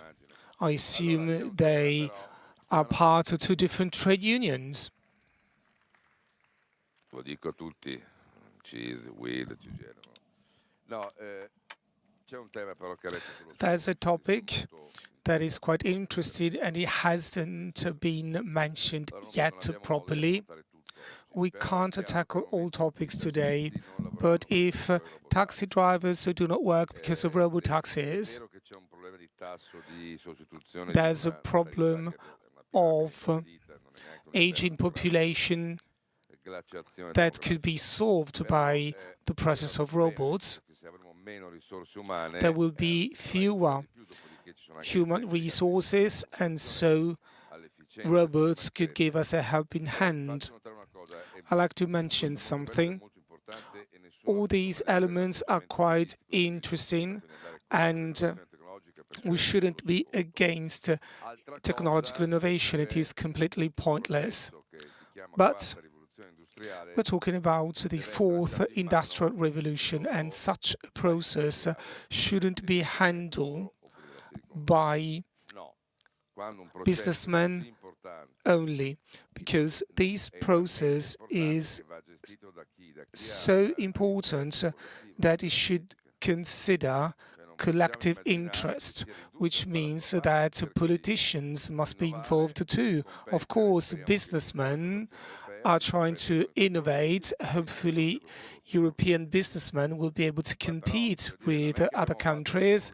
But the second industrial revolution was not just the result of what Ford and Rockefeller did. It was a matter of regulations and of training. In the past, workers used to be farmers, but in order for farmers to be trained as workers, we had to train them. People didn't just say, just go there and work, or do not do anything because we've got an assembly line. So those who will lose a job should be taken into consideration too. What kind of training can be provided to those who will lose their job? It's a matter of reskilling and upskilling. And then there's another topic that Father Benanti will be dealing with. People keep on saying that AI will be an ally. AI will do things that I do not do properly, or that I do not do quickly enough, or that I do not do safely. For instance, in Monfalcone, the shipping yard is full of foreign workers because Italian workers didn't want to work there for safety-related reasons. So all the others will be in charge of the last mile operations if AI steps in. But when I joined the job market, when I was 20 years old, I was an intern, I was an apprentice. I had the opportunity to learn, and it was trials and errors, and I could gradually develop and grow thanks to experience. There's something I do not get. If basic work will be handled by machines, what will young people do when they are not experienced yet?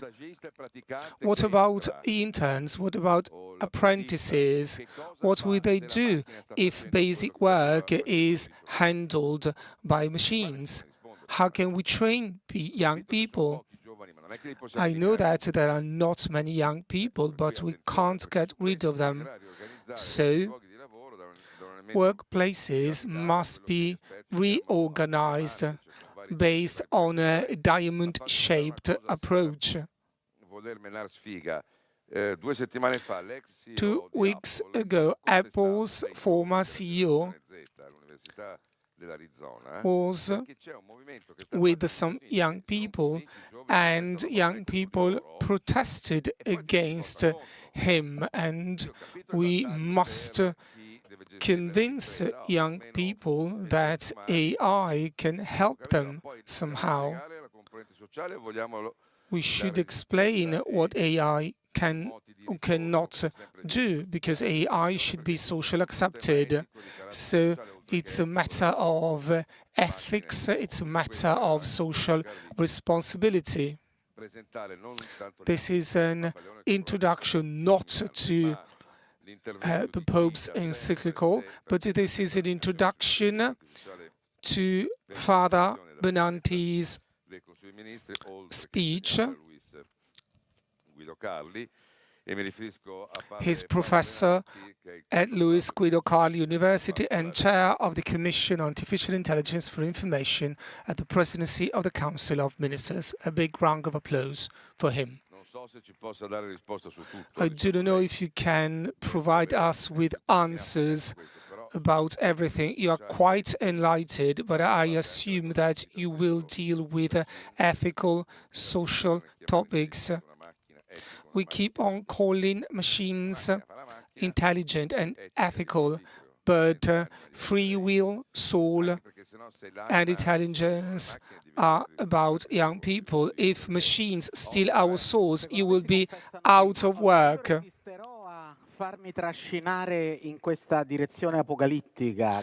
I'm not going to adopt an apocalyptic approach. I'll try not to be optimistic, but to stick to reality. I usually ask questions. I do not provide any answers. I deal with ethics. If we want to understand why AI is so important today, if we want to understand why it is at the center of many debates, we should consider the change of our reality and the objects that are part of this reality. We introduced a software-defined reality. The symbol of this transformation is the smartphone. A colleague of mine has carried out a research project about the meaning of smartphones, and it is a space-saving object. This object has a specific characteristic. It is the result of the software design reality and its changes. If you own the latest version of any smartphones, you should have paid between 1,000 and 1,500 euros, and you have an object made of titanium, silica, and glass, and so on and so forth. You own this object, but this object doesn't do anything. You can't use it to phone if there is no software that provides it with the features that it needs. So there's a huge difference compared to the past. You own the physical object, you own the hardware, but you do not own the software. You license it, and the difference between ownership and license determines a number of changes that concerns control and value production. Romans, the fathers of law, defined ownership based on 3 categories: ubus, abusus, and fructus. I could mention my grandfather and his horse. If my grandfather had owned that horse, he could use it. He could use it to move from Modena to Reggio Emilia. and he could use it to attach a plow, or he could use it for other purposes, and he had another right, not just the right of usus, but of abusus. He could change it, he could kill the horse to produce meat, and he had the right to fructus. He could lend it to a neighbor to get some money in return. Have a look at your smartphone. Your smartphone is yours, but if you own an iPhone, you know that you can't send a file through AirDrop if the other person has an Android phone. Even if it could do it technically, because the use of your hardware is restricted by the software owner. So the usus is a right that is diminished. Try and install an app on your phone and you don't have the password. You need a subscription for cryptography keys, and you must be subjected to control checks. So these rights have been diminished, but what you do not have is fructus. Digital economy wouldn't survive if you had the right to fructus, so software-defined reality doesn't concern your phone only, it concerns your whole life and the market of any objects that are sold. This is a job that has changed a lot. I am a mechanical engineer, and the engine is made of 1,000 pieces under the bonnet and not just 10 pieces. And there's a design problem for this kind of car. I spent half of my year teaching in Seattle. I usually take Uber and I usually ride this car, but if you sit on the seat, there is no handle to get out of the car if it ever burns. But this car is software defined. You buy the hardware, but the software about how to operate it doesn't belong to you. And this means that there's a fundamental challenge in a software-defined reality. Importing the software platform means leaving margins to those who own software, not to those who manufacture hardware, and this is quite a challenge. This happens in other situation. This is a store. This is an Amazon Go store. There is no employee. You scan your device, and when you get out of the store, you get the bill. And I usually try to see if the system gets it right. I use a banana instead of a phone. The bill always arrives 30 minutes after I exit the store. But what happens if this object software breaks? This store becomes a warehouse. So if objects become flexible and multifunctional, the objects are controlled by someone else. This is one of the drivers we should consider in order to answer the question, why is AI so important? Because the new software version is the frontier of software and interaction with the object. But AI, ethics-wise, isn't something immaterial and ethereal, because AI is physically connected to material conditions. Here you see the financial statements of one of the main companies on the market. And if you have a look at the description, these are technological companies. The market is changing. If we consider Microsoft's financial statements, we realize something. We are all aware of Microsoft for Windows. 17.1 billion is the turnover, and it is 1/3 compared to what LinkedIn does. And you see the services that are distributed by Microsoft. So there are many revolutions in progress right now. But this revolution comes with something capital, and I could use the term gravity in relation to capital. The first 4 companies I listed in the previous slide rank among the top 4, and they invested this figure in AI this year, 600 billion a year, and this is cash flow with no loans and debts. So 650 billions means the GDP of Sweden, Portugal and Algeria, and 10 times Italy spends for education in Italy.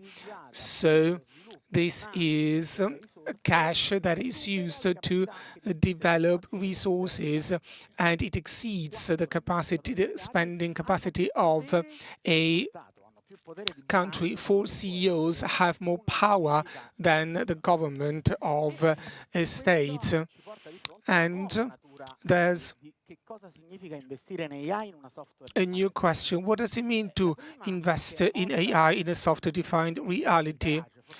The garage myth, the garage legend is that some innovations were born in a garage, but now it is not possible any longer. It's about hyperscaler. The number of entities that can invest is lower and lower.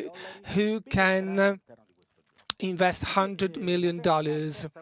And then countries become tenants and they become users of the hyperscalers. There are at least 2 cases. One case in August last year, after some pro-PAL protesters broke in the Microsoft campus. Microsoft terminated all contracts with Israel. And I'm not here to talk about what Israel did with that cloud, but it's a country that enters into an agreement with a company, and the company cannot terminate this agreement for alleged breach of a contractual clause. Service was interrupted because of a violation of terms of service. It means that they knew what Israel did. And then there's a case between Anthropic and the Department of War, and because of a similar situation.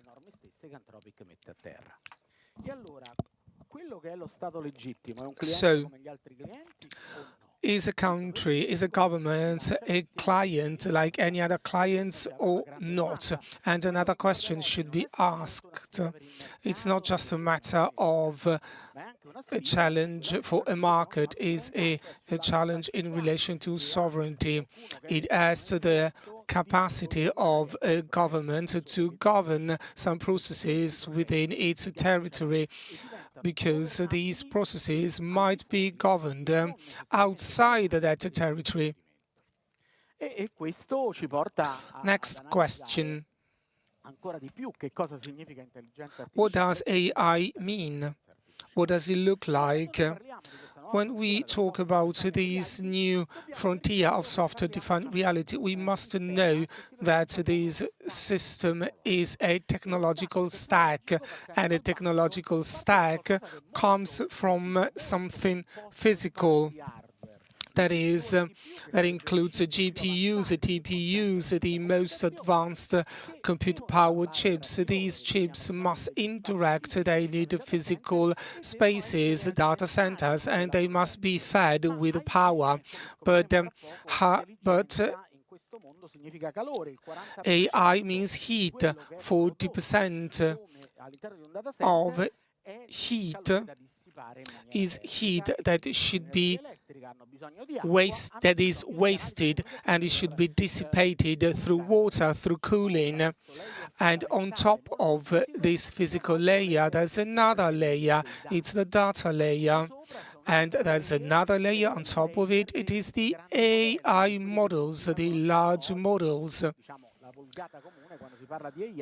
When we talk about AI, we talk about these four models. AI is quite differentiated, but you're all familiar with ChatGPT, Gemini, Claude, and Llama by Meta. And then there's another layer, apps.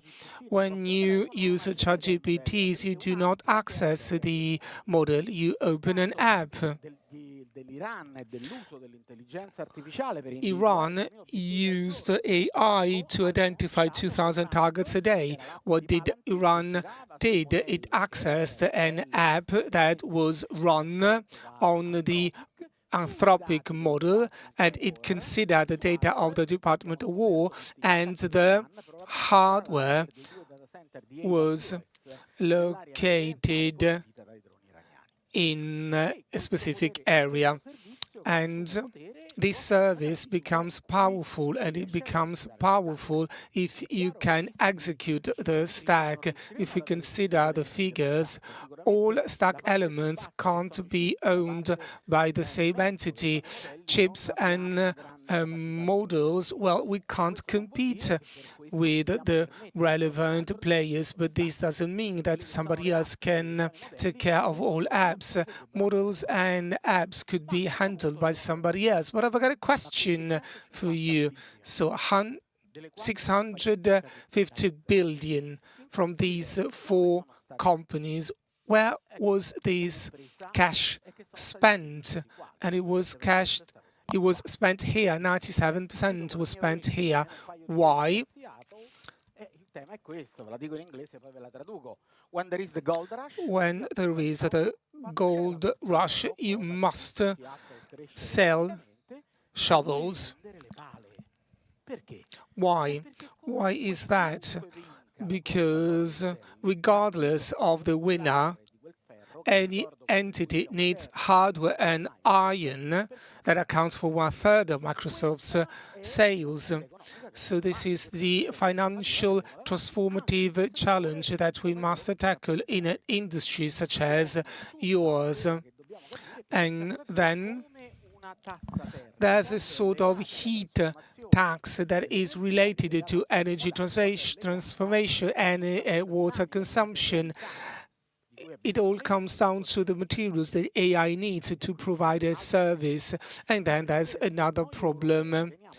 Europeans have a tradition. What is fundamental for communities is based on the fact that what is fundamental can be taken from single entities.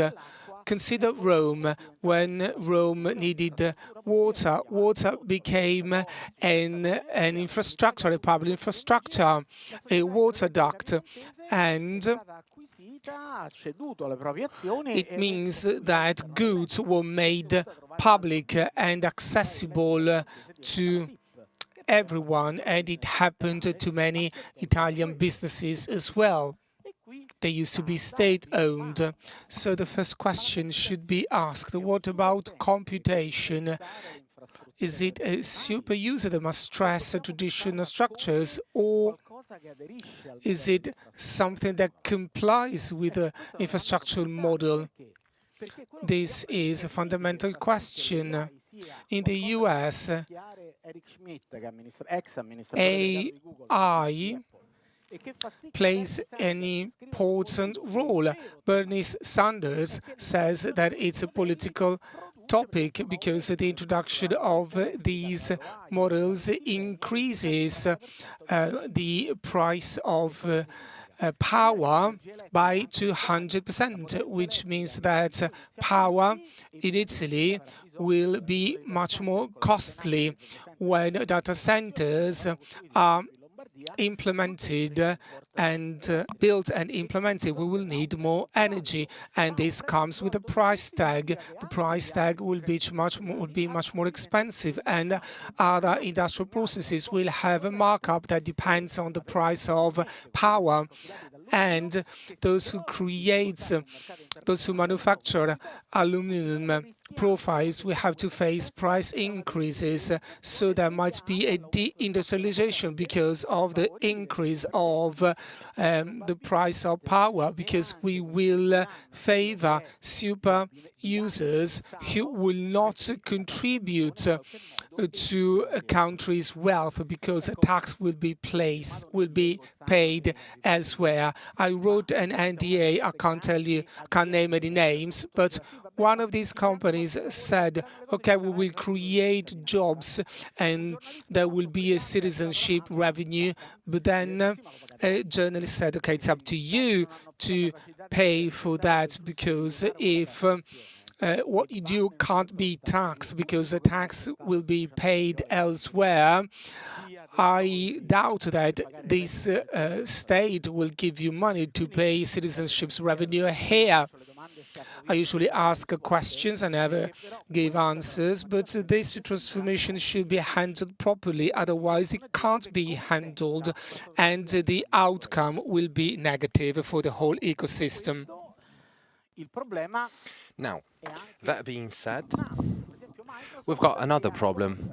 Microsoft realized that this was a problem and started proposing a sort of pact with communities. So data centers won't cause more energy costs, etc., etc. I teach political sciences, I'm a philosopher. So that thing makes me think of a daunting question. Do you know the technical name of that social contract? Social contract, but in the past it could be negotiated from a political point of view, not by becoming a client of a company. And this is one of the elements that close to the capital gravity that we saw before, together with the social forces, together with the AI, things are changing, and this is the last point. That is the sovereignty mirage. So the mobile operative systems are for 99.5% belong to the United States. The desktop operational systems, 97%. Windows, Mac OS and Chromebook cloud systems, 75% are not European, and the underwater cables, 80% belong to the American big techs. Let's have a look at other services. Credit cards, no European credit cards. Emails, the same. Maps, search, or social media. If I had to be provocative, even gold after the Second World War is not European anymore, because 43% of it is in the United States. So after having asked that questions, the question is, should we create a fortress or should we create strategic alliances to guarantee fair play? How can we guarantee an inevitable pushes, that is the transformation of a platform, the machine platform? Luxottica, for example, understood it. It is a great platform going from healthcare to digital services. So that's the question. The answer, well, there's a round table after me that will try to provide an answer to that question. We love miracles.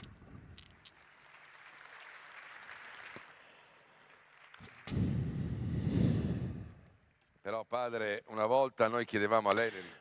Benanti, once we asked you the answers, now things have changed. You leave us with that difficult question. Pretty convenient, isn't it?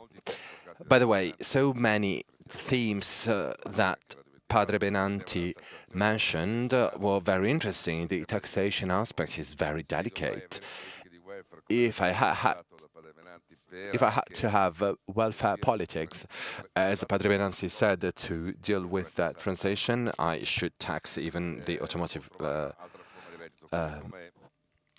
sector and the cars.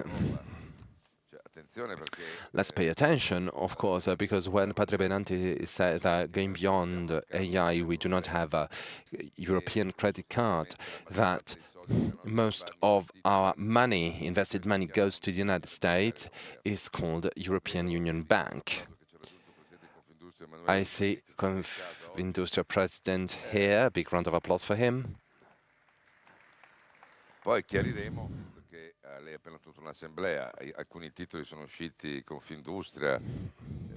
We saw some titles on the newspapers, and then maybe during the roundtable we'll try to understand even what kind of Europe are we in. We do not have a capital union, no defense, we do not have a capacity to deal with all those challenges. It's not a critic, it's just a theme. That's it. We can't deny it. The theme is still relevant about governance. C'è sull'unione bancaria, però poi anche sull'unione bancaria apro e chiudo al volo. Even the bank union, for example. We talk so much about the bank union, then we've got Unicredit that wants to buy Commerzbank. Here he's the stranger, the foreigner. I'm not supporting Unicredit, but of course, if we keep thinking in that way, probably the bank union will never happen. So those are the themes touched by Padre Benanti.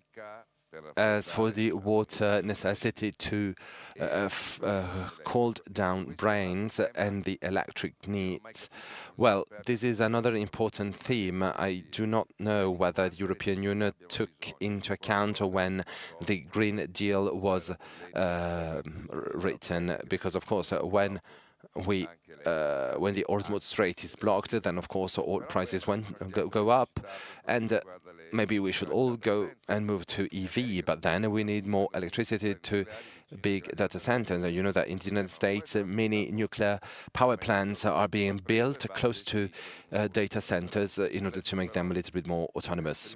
By the way, before listening Orsini President, we have here a very important roundtable with the big Motor Valley players, because of course we can't forget it. And I would say that maybe we can watch the video about Motor Valley.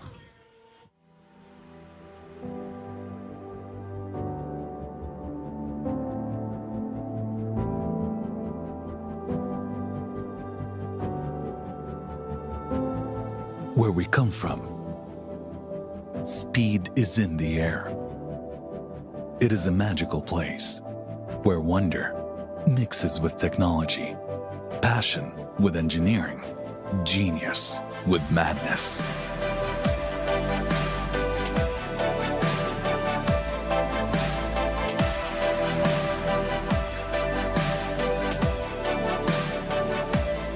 A unique Italian region with 6 brands, 4 racing circuits, 13 museums, 19 collectors, 8 excellence education institutions, and 188 motorsport teams. There is no other place in the world like here. Welcome to the land where speed was born. Welcome to Motor Valley. Oh.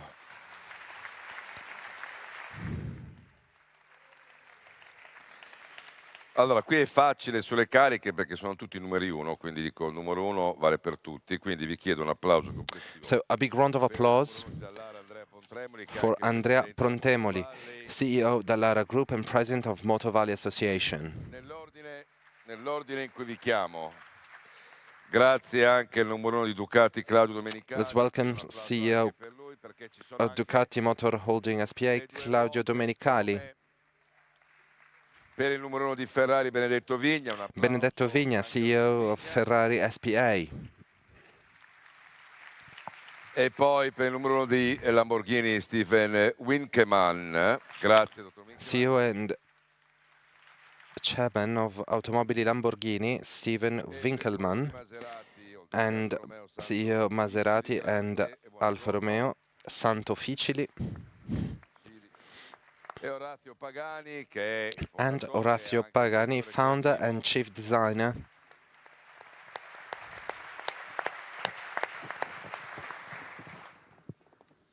Fatto impazzire prima un collega che era fuori, mi fa, ma chiederà la Ferrari dell'auto elettrica, che cazzo devo chiedere? Sono giornalista. Someone asked me, will you ask about EV to Ferrari?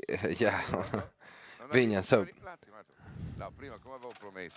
as I promised, Mr. Pontremoli, that I have known since IBM, where is it? Because that is the demonstration that maybe being important is not enough, because you were innovative. So I'm pretty curious. Well, it has completely changed its core business. It left hardware, now it's just about quantum computing and supercomputer, and it is moving to cloud and AI. 3 weeks ago, I signed with IBM to help a little bit.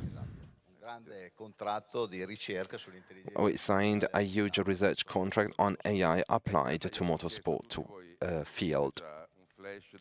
I asked you, and you know that, so from Accenture, Nazi, ultra-high net worth clients, what we saw about autonomous taxis and the European competitiveness on humanoid robots, where design is amazing. And then the intervention of Padre Benanti.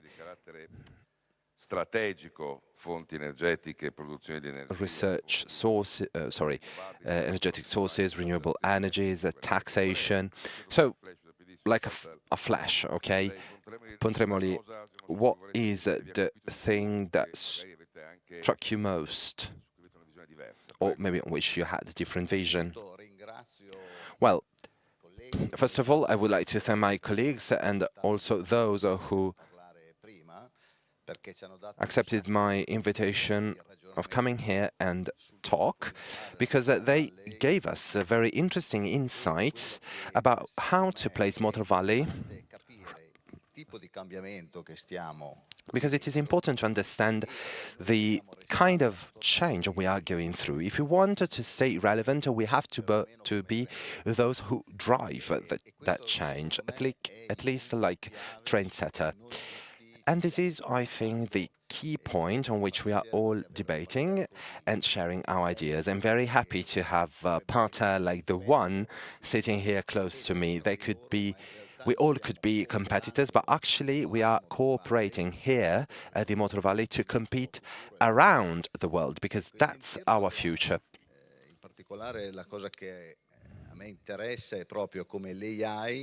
I'm very interested in how AI can change how we work, how we sell, and AI will allow us, even if we are small, to be trendsetters. Something that we said some years ago here on that stage, do you remember? The world is dividing in two big parts. So the first one, going from A to B, there should be autonomous.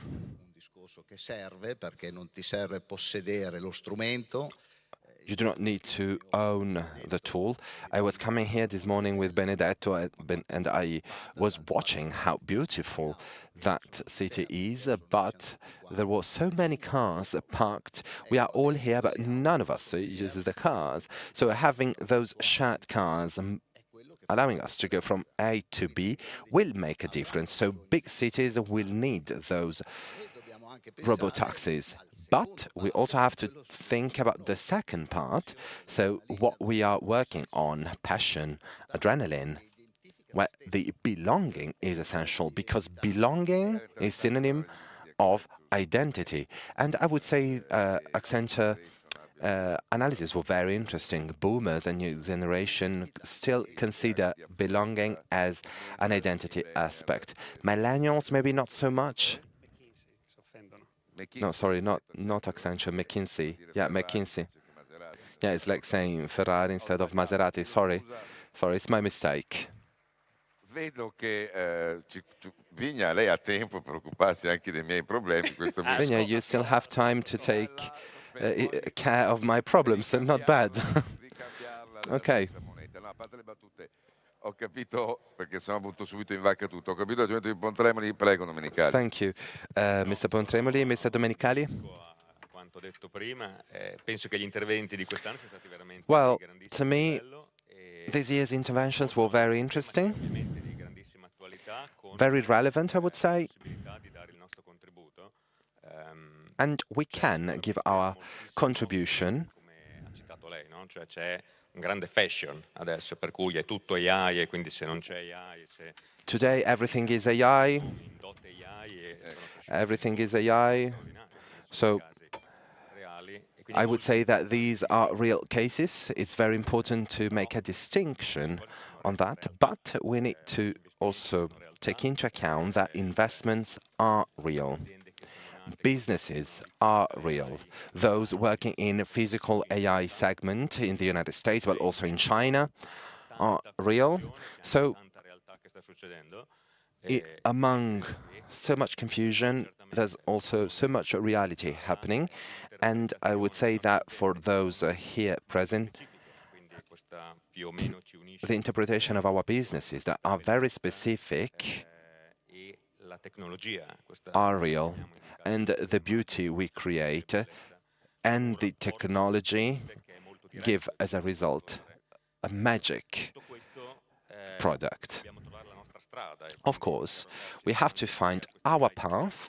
We have to understand the power of the AI in the back office, how to make a difference between the relationship with the clients, and I'm still lucky because I have a direct relationship with the brand.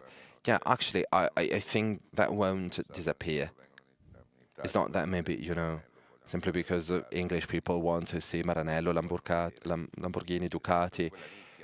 Yeah, maybe that for niche it's okay, but I agree with Pontremoli. If we have to go from A to B, it's strange how we exploit mobility. But here, maybe in that case, we are talking about efficiency. Before we had the two-stroke engine, then the four ones, and Vigna, and then also other speakers. I understood Domenicali, so use, okay, great, but then if Motor Valley is the example of the custom and the niche, etc., AI is okay, fine, but then the craftsmanship must be seen, if you want. When I see pictures, and I see it, of course, with the whole Raspberry Foot robots, it's great to see robots working, amazing. It's also great to see a citizen of our region, of that region, working, so manual work. So if in a Chinese factory is full of robots, whereas here we still have human beings working, etc., I would probably choose the latter. What do you think, Vigna? Yeah, there have been, and there will be people working in factories. We've got clients coming to see people working in the factories. We do not have capex to automatize production lines. Between different stations, there are, and there will be people working. I wanted to make a comment on something important that I listened from Bruce Baumgartner.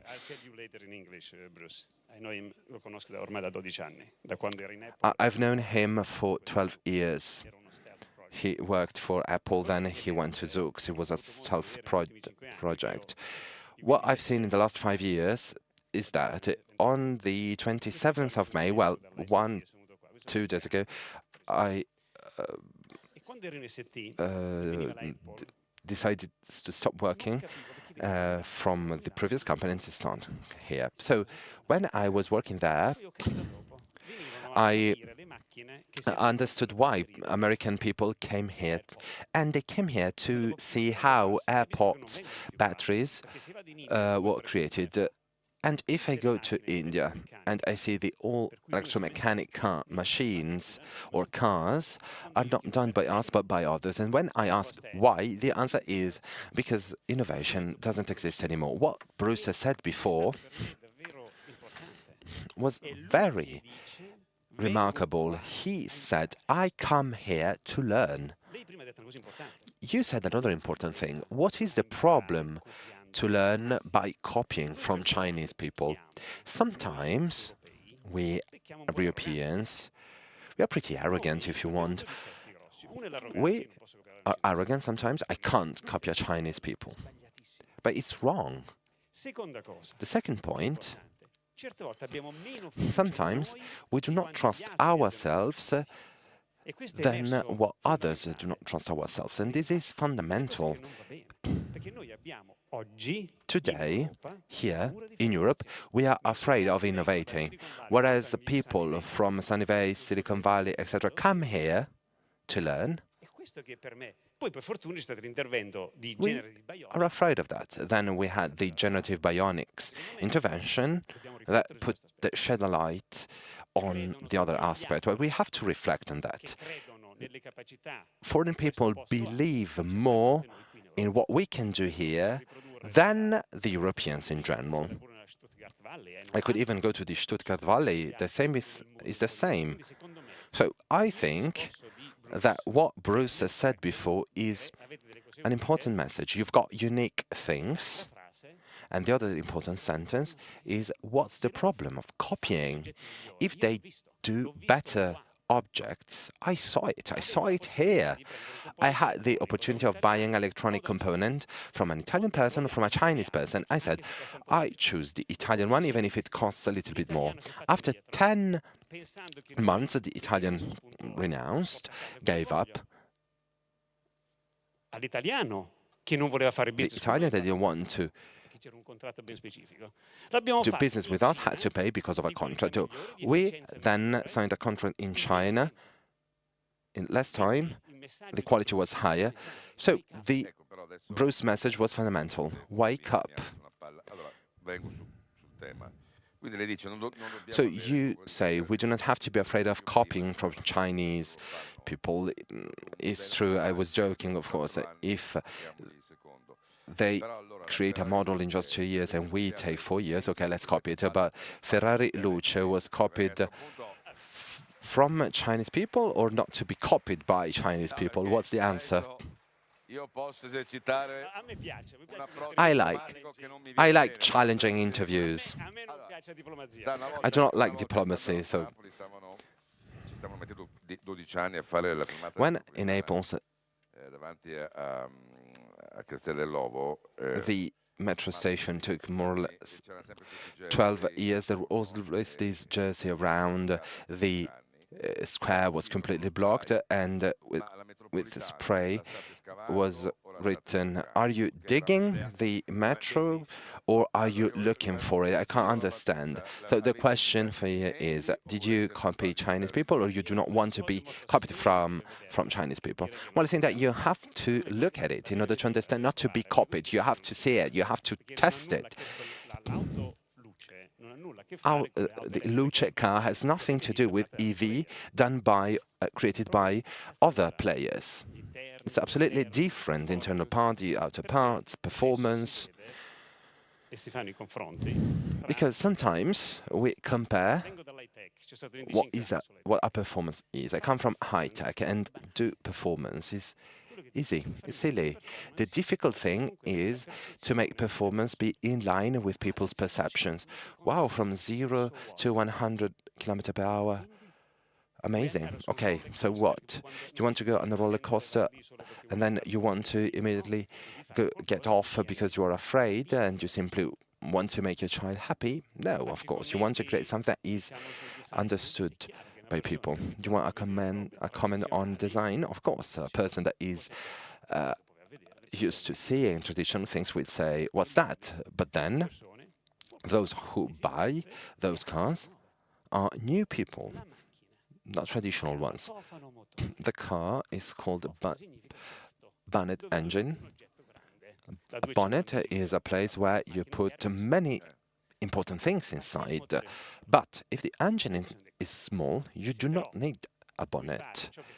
But if you want to do what was done in the past, where you had some horses and a cube, of course, it's completely different. So I would like you, between the 15th and the 21st of June, to see it. Is it a threat or is it something? No, okay, just two speedy things. Someone said, okay, great, disrupted, so maybe someone it may not be understood.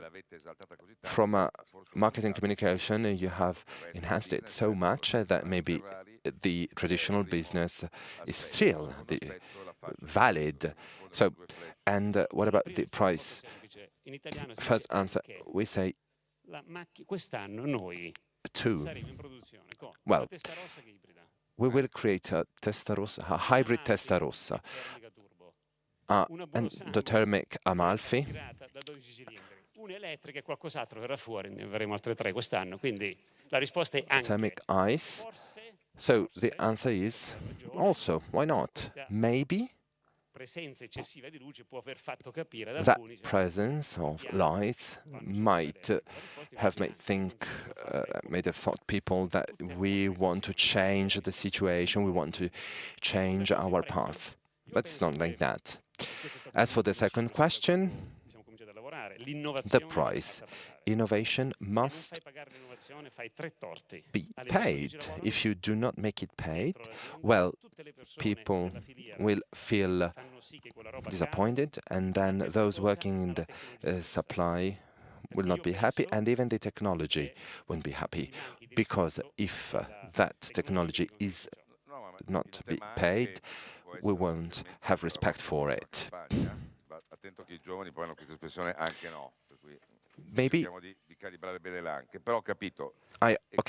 I understood. So we agree that sometimes overexposure of the presentation. Okay, well, maybe. Okay, maybe.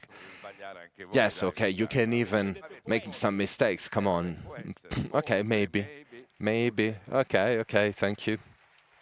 No, a me fa impazzire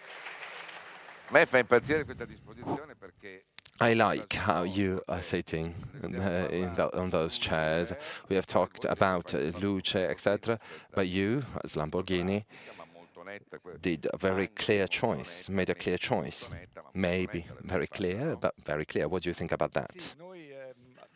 Dopodiché, scusatemi, adesso non volevo.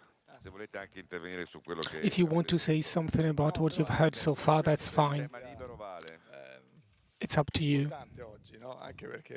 Benedetto is a friend of mine. We exchange ideas about what we do and how we do it. 5 years ago, after COVID, we sat around a table at Lamborghini's headquarters and we analyzed the next generation of our products.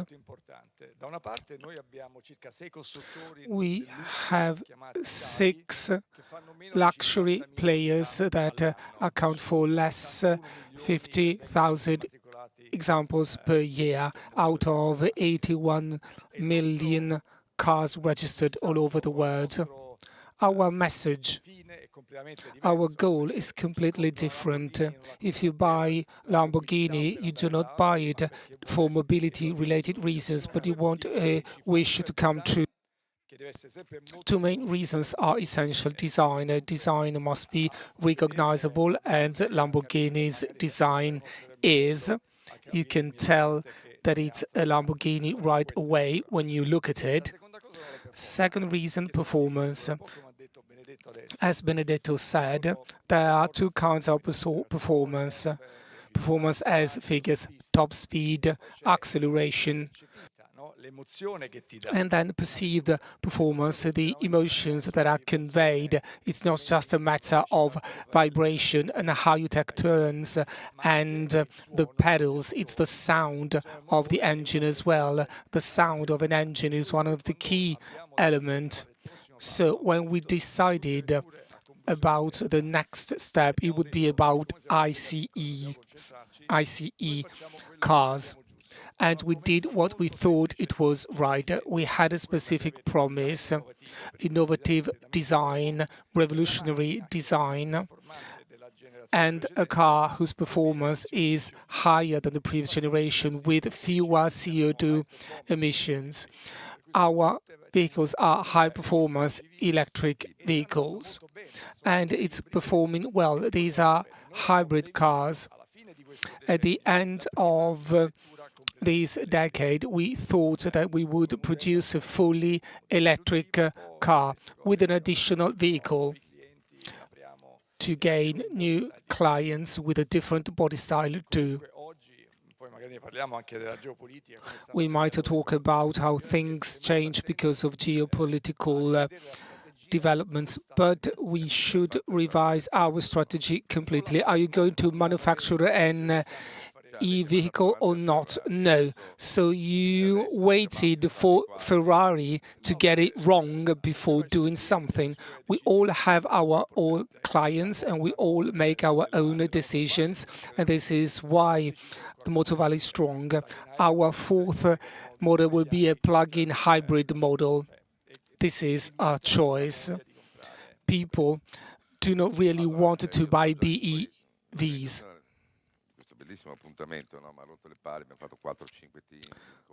We've organized this event for months. We had agreed upon some questions, but I'm changing my strategy here. I like to talk to Maserati's representative. First question, did you get any offer from any Chinese entities? And I was told that I shouldn't ask anything about China when it comes to Maserati. Well, thanks for this day. I've listened to very interesting speeches. Our CEO last week stated that our brand is not for sale and we stick to our guns. By nature, we wanted to produce flagship products. So we do not rule out Chinese partners because what we look for are best-in-class products. EU is a bit arrogant, a bit pretentious. Italian food is great. Europe is the greatest continent where to live, but this does not mean that we are best in class about everything. But I'd like to ask you something about what you've heard so far. There are many insights, many things that are food for thought. Well, autonomous driving, AI, technological development shouldn't be considered without environmental protection. Maserati is looking for the best trade-off between market demands and technological innovation. We are a client-centered company. We do not want to go fully electric anymore. The approach was not right. We didn't get it right in terms of timing. For this kind of product, we should work based on clients' needs, and we shouldn't forget about our history. 120 years, this is our legacy. We must combine evolution and our legacy. This is key to us.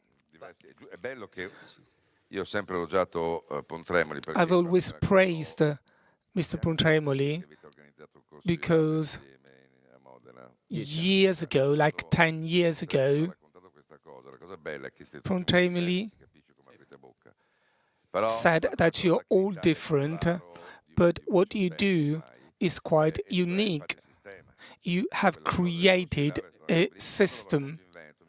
And when I talk about this in my region, Veneto, they are amazed because people in Emilia can create synergies in terms of investments and research. Mr. Pagani, what about what you've heard during this first round of speeches?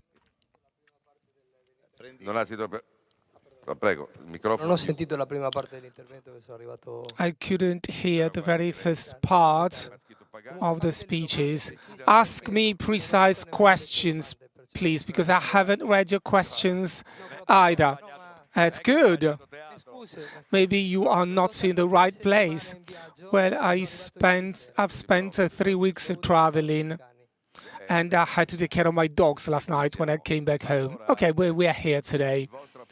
So, your approach to AI. A brief introduction based on what my colleagues have just said.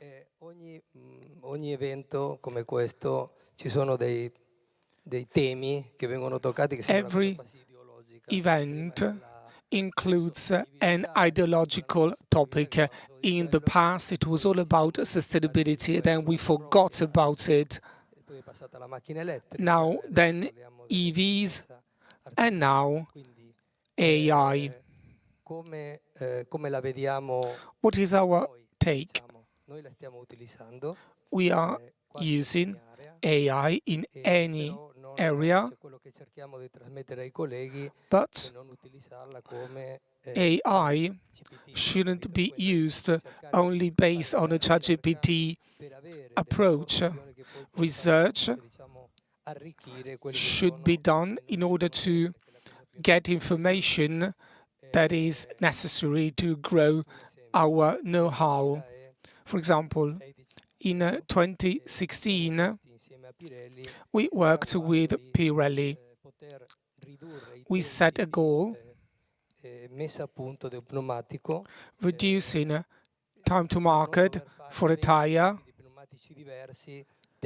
and reducing the number of prototypes. Only 4 prototypes. So what do?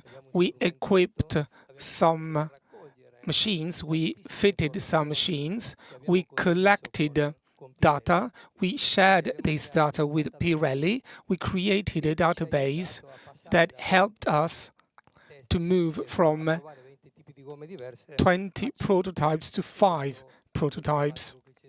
And this is the tire that the latest car we manufactured is equipped with. So what should we do? We should keep on studying, and we should use AI, but it should be a proprietary AI. It shouldn't be off-the-shelf AI.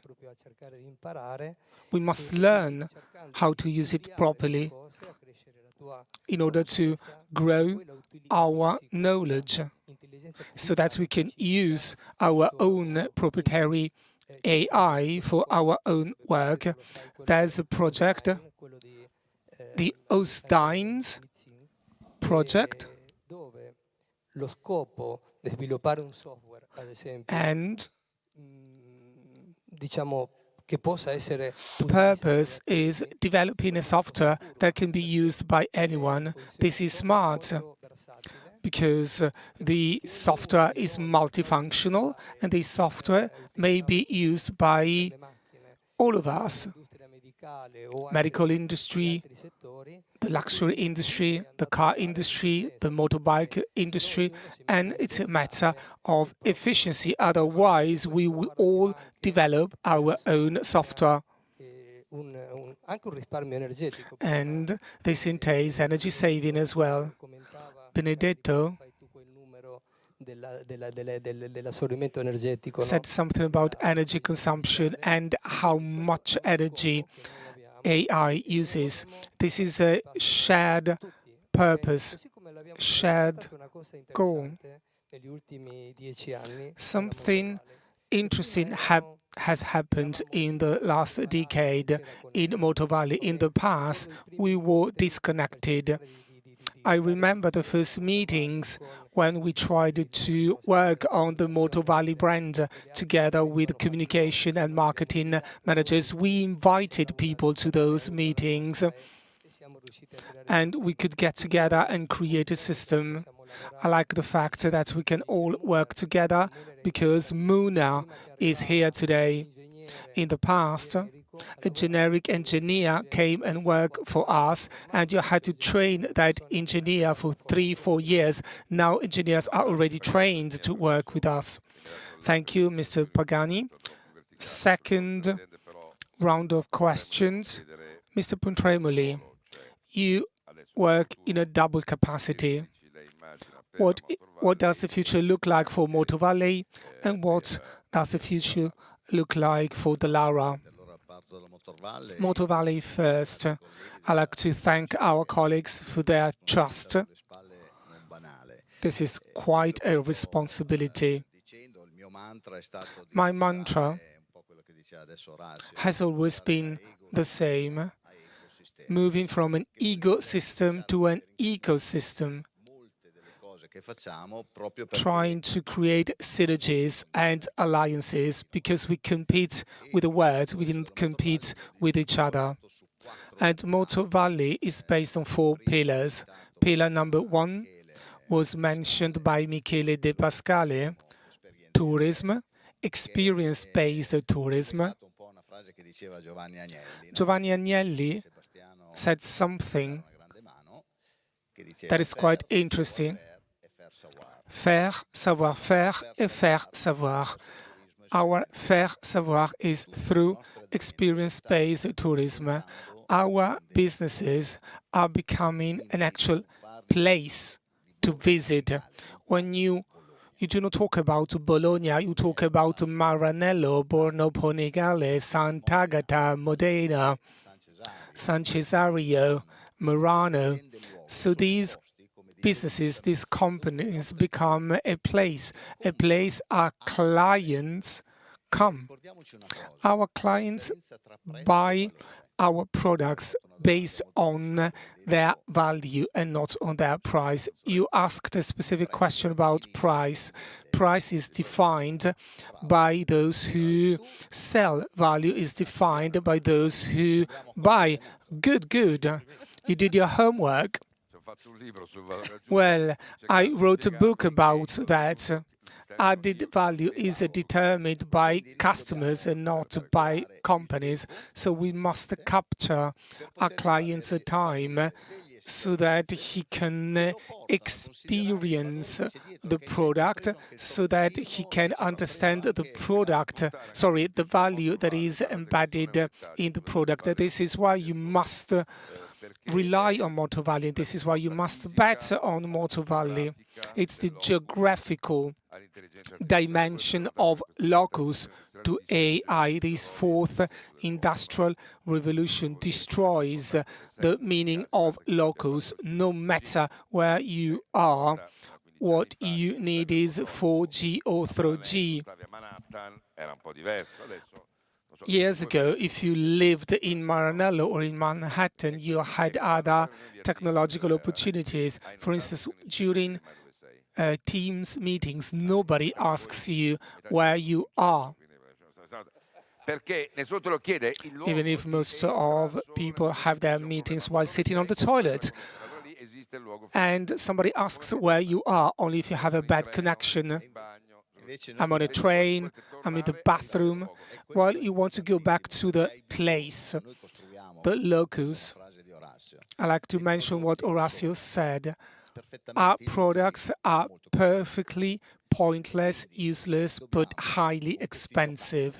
These are toys, and we must give people a playground where to use these toys. Why are our racing tracks important? Because you need experience, you need to enjoy driving your car. I was driving a Lamborghini Muro in Imola a couple of months ago, and there were people that got mad. And I was in first gear for the whole track. We all drove together. There was a guy with a camera because communication is key. So pillar number 1 is pillar, and this is essential in order to convey the value. Pillar number 2, it was mentioned before, education. If you wanted to convey value, you need valuable people. And you shouldn't forget that value is made up of engineers and workers as well. Manufacturing means made by hand. So robots should carry out dangerous operations such as welding, but for design you need a person's hand. This is what makes the difference. And together we must build the skills to renovate our own products, our own legacy products. Yesterday I was at Maserati's. It was the 100th anniversary of Tridente. They can't replicate everything, but you can't replicate our history. It's about remembering, it's not just about memory. Pillar number 3, research. Research together.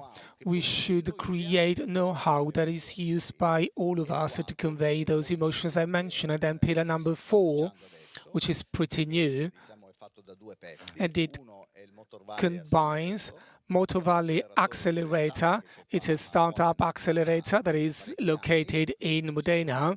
It's been here for a couple of years. There are 30 startups that have been accelerated, and then we must attract investment. We must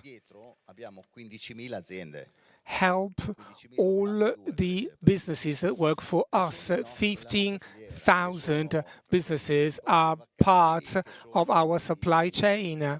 Poggi and Vaccari, Serra Mazzoni, and so on and so forth.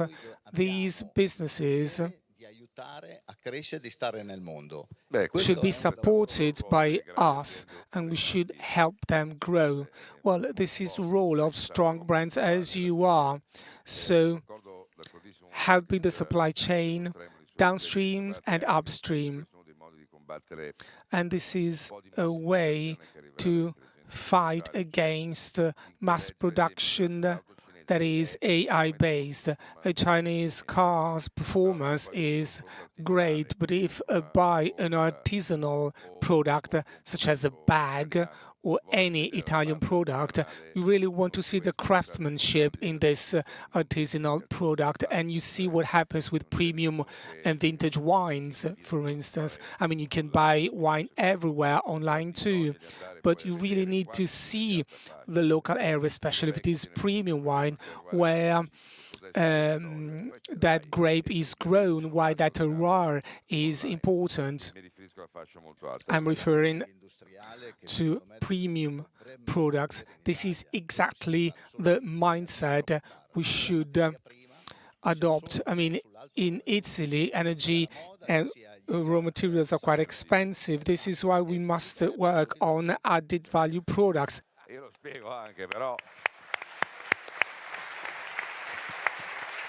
Io lo spiego anche, però non è facilissimo, perché poi bisogna stare anche attenti a non farsi rubare I pezzi.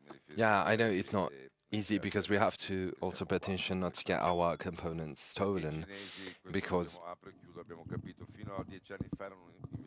Chinese were passive investors, whereas maybe now things have changed a little bit. Now they've become active. Ecco, e sono diventati attivi. investors. So let's pay attention to that. Non sono più partecipazioni passive. Domenicali, il futuro per voi. Domenicali, what about your future? You're celebrating 100 years. Yes. 226 is a very important moment for us, a great moment because we have achieved great sport results. Mugello the next Sunday, so this afternoon I'm going to Mugello. An important moment because, of course, we can build on that identity, on that story with a product portfolio that is modern, interesting, full of challenges, not only the ones we have been discussing. We are also a different brand. We have half of the wheels my colleagues have here. But we also have a part of the brand that is in the highest part. Our most prestigious motorbikes cost 200,000 euros. And of course, we also have motorbikes costing 10, 15,000 euros. We've said many interesting things, especially on the supply chain. But even the value is very important. When the price is high, we have to support it. So the supply chain is subjected to some aspects that do not depend on our 15,000 companies. Here, the energy cost is the highest here in Europe. We have been talking about that. But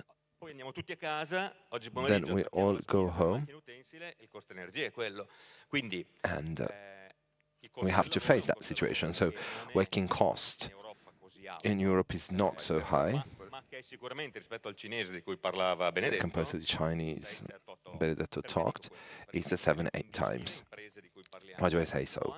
Because the 15,000 companies are able to innovate. We can help them, but they also have to help themselves and realize a value product. Otherwise, that number will be cut in half, but not because we are bad, but simply because the global competitiveness is there.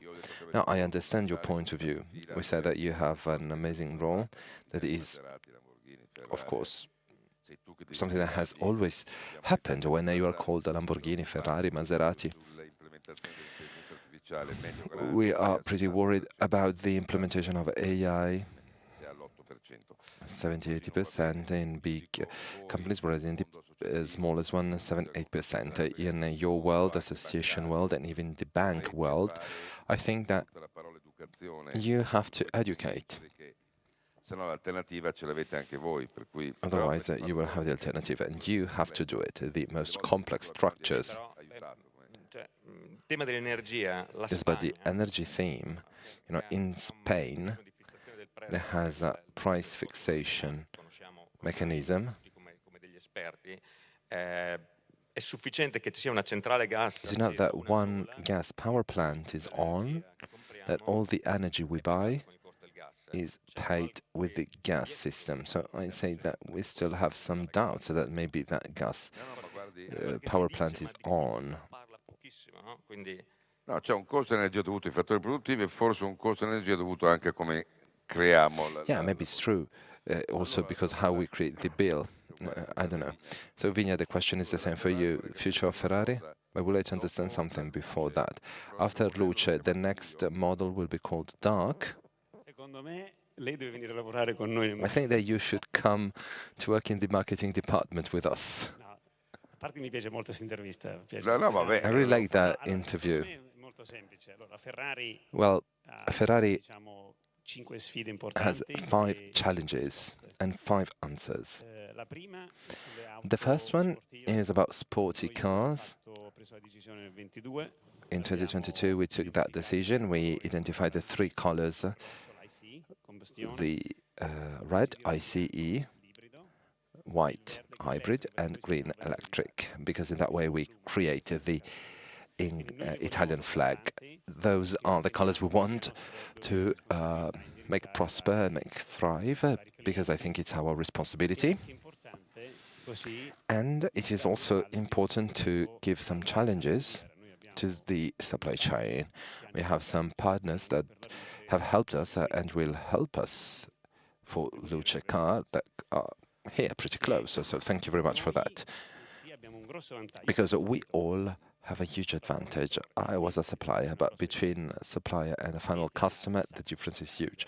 The final client knows how to exploit technology, whereas the supplier have to trust what the customer says. And even the creative innovation, etc. capacity is a big driver. This is for the sporty cars. As for courses, we reopened the endurance sector and also for the contaminazione di mondi diversi è davvero unica. Noi a fine sales sector. At the end of June, we will announce something for Ferrari cars that couldn't have been possible without sale. And in our competitions, we want to use the course races on tarmac and even on the sea to develop some solutions that can be interesting for clients. And then we have the lifestyle world. At the beginning, it was just a silly merchandising. Even in that case, we want to do something special. We are opening some boutiques in London, in New York, in Miami, because there are some people linked to us, other than fans and supporters. There are other people that would like to be part and parcel of our world, and then there are two other aspects. The first one, we will keep people at the center of what we do. Even the remote working has changed in the last months. Innovation, speed, creation, happening when there's a relationship is unique. If you had done that interview remotely, probably the situation would have been different.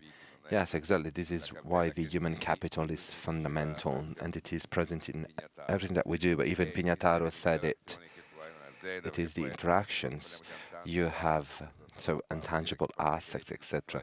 Okay, you can't just decrypt all the values of the chain, but we do believe in that. People will be the center, in the center of what we do. We will use AI. We are already doing it, but we want AI, and we are always more or less ready. Sorry, AI is not a technological revolution. It is an anthropological revolution. How we conceive that tool, how we review the organization and the working style. That's a challenge. That's an opportunity. Also because I have some practical examples. To develop a software, instead of having 3 people working for 15 days, we did it in 12 minutes. And the question you asked before to Padre Benanti, Father Benanti, is important. That time we have must be used to define better problems and keep asking questions and create something innovative. And in Motor Valley, we have to say that. You make a code whatever for 12 minutes, and the other time you use it to conceive other aspects. Very quickly, are you thinking of a campaign of Luce after it has been stocked, quoted? No, because if you want to invest on Sole 24 Ore, it's not a problem. Maybe you haven't read it, but I said on the 22nd of May, we said innovation is democratic, isn't democratic. People have to see it, that use that product. E lo faccio davvero, ringrazio tutti I feedback che sono arrivati, perché dei feedback... And I want to thank for all the feedbacks we received. And the question I give is that a disruptive car, an innovative car, can represent a challenge. If I see something new, Quindi noi continuiamo avanti con la campagna, A me interessava- andremo so we avanti. will move on with that campaign. No, but it was out of curiosity if you wanted to use Ferragni. I don't know. No, in general, we make products talk. Si chiama feedback adesso la reazione. Okay. The market reaction now is called feedback. Yes, it's feedback. Ma io non sono scettico, sono No, I'm not skeptical. I'm just curious. Allora, invece voi come Lamborghini, in parte ce l'ha già You, detto. as Lamborghini, you have already said it. You will keep working in that way, hybrid. You do not change the situation. Aren't you afraid that maybe you will lag behind? No, we're not lagging behind because we keep working on EVs, on scale, so we observe the market, and we are ready once the market will be ready. The theme I would like to add, because we have been talking about the Motor Valley and our excellencies, is the client's vision. Once the client buys a car, nowadays, the real challenge is to make that client feel part and parcel of our community.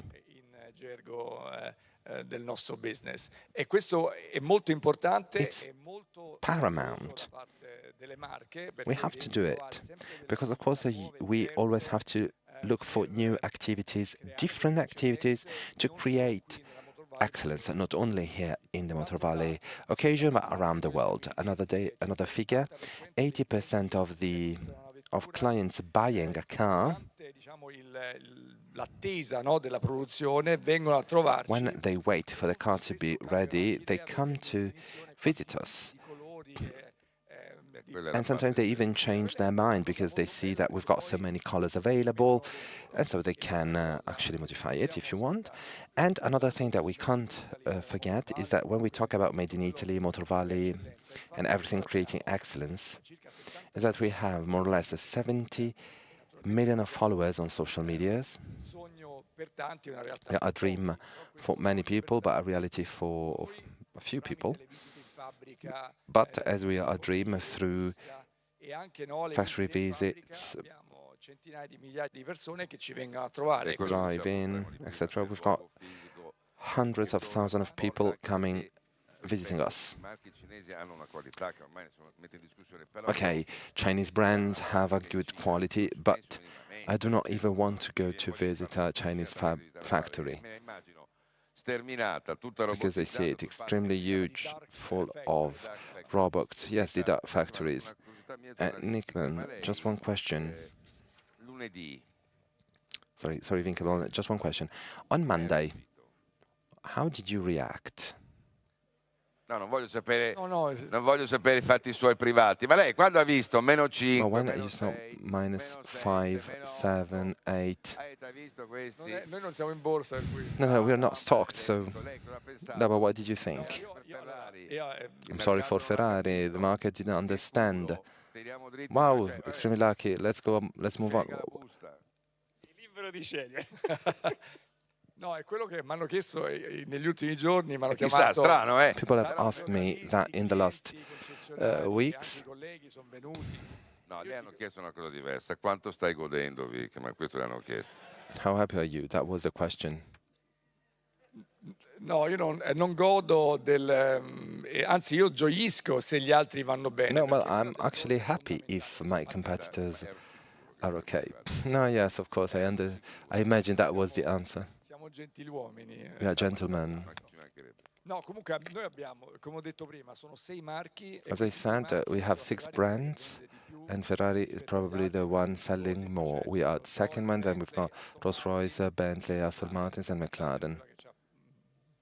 2000 macchine all'anno. McLaren has 2,000 cars per year, and if that community can't survive, and technological challenges, la geopolitica, I problemi che si creano, la sfida più grande the biggest challenge is how we can make those companies survive. For McLaren, so Ferrari and Lamborghini is more difficult compared to Rolls-Royce or Bentley. They are not as performing as we are, but even Rolls-Royce has created an EV. Let's not forget that. Tutti sanno quello che è successo. And everyone knows what happened. più vado avanti a raccontare questa trasformazione in corso, più penso che poi l'identità dei territori sarà fondamentale. Cioè questo vale anche per il mondo bancario. Identity is fundamental. Even banks are pushing on AI implementation, and if we think of back office, but then if I have to invest, we can't give them a robot, we can't give them a chatbot. Esaltare un territorio fantastico come questo, poi ripeto, non nella fase A, chi è che mi diceva prima? Not in the A phase, A or B. You said, okay, in the A phase you have to go from A to B, okay, the Chinese market, car is okay, Stellantis is okay. Oh, okay, Stellantis I shouldn't, okay. Perché ho paragonato con la macchina cinese da Stellantis. Because I compared the Chinese market and Stellantis. Okay. Perché vi siete spostati a Modena? Why did you move to Modena? Quando Maserati sarà spostata a Mirafiori abbiamo When Maserati will go to Mirafiori, we know what happened, okay. And I think it's not just an affection reason, but maybe you reflected upon that. You are the real example, the concrete example of the reason why you came back here in our land. Well, the most important thing is taking into account, of course, our dealers and also our workers. Those are the most important aspects. Together with Andrea, we reminded of the event we had yesterday where we celebrated our small stamp. We will have a stamp with Maserati logo that will travel around the world. It's just a symbol. We did the event in Rome 1 month ago, and we did it again some days ago here with our workers. That was an opportunity for the production of 500, hybrid 500. It is produced in Mirafiori mills, and in August 2025, if I can, I kept a promise I made here on that stage last year, and I made also to my workers. We moved the production of Carrancabio to Mirafiori, where those cars were born. Today, if you want, for example, to come to our mills, it's very normal. Let's say you see people working with their hands and tools, and here we've got the manufacturer and the production. What about the center style? It is still in Turin, because for us, Stellantis, Motor Valley, is a little bit more extended. And it also is present in Milan, for example, a little bit, and not because we have simply launched the project of Gran Turismo e Gran Cabio, but we have launched a project that is focused on finding the satisfaction of clients, called the Bottega Fuori Sede, where we have the opportunity of creating a product that is in line with our clients' needs. Luxury clients, of course, so not just those two cars, but also that great activity that we are performing right now here. I would like to add something more, because I also have the responsibility of the other brand, Alfa Romeo. I'm trying to create some collaborations between these two brands. The idea is not to destroy the legacy of these two brands. One is premium, the other one is luxury, but maybe we can create some collaboration, even in the customization part. For Alfa Romeo, I'm talking about Luna Rossa, we developed with Giulia Quadrifoglio, that was created working together with them. It's not a sponsorship, it's a partnership. We will develop some products together. Luckily, Luna Rossa won, and on Quadrifoglio, Giulia e Stelvio, maybe we can develop something more, because of course we've got high spending clients. You know, I support Stellantis, I support Italian. Già ci ha ricordato per quello che riguarda la parte cinese, su quella su cui non siete interessanti, invece tutta la parte di joint venture. You have already talked about joint venture, Stellantis Group, that maybe will have some effects on you, Alfa Romeo e Maserati. Maserati and Alfa Romeo have treated in two different ways inside the Stellantis. For Maserati, for its nature, can't be considered a brand like the other mainstream brands. Great, thank you. Pagani.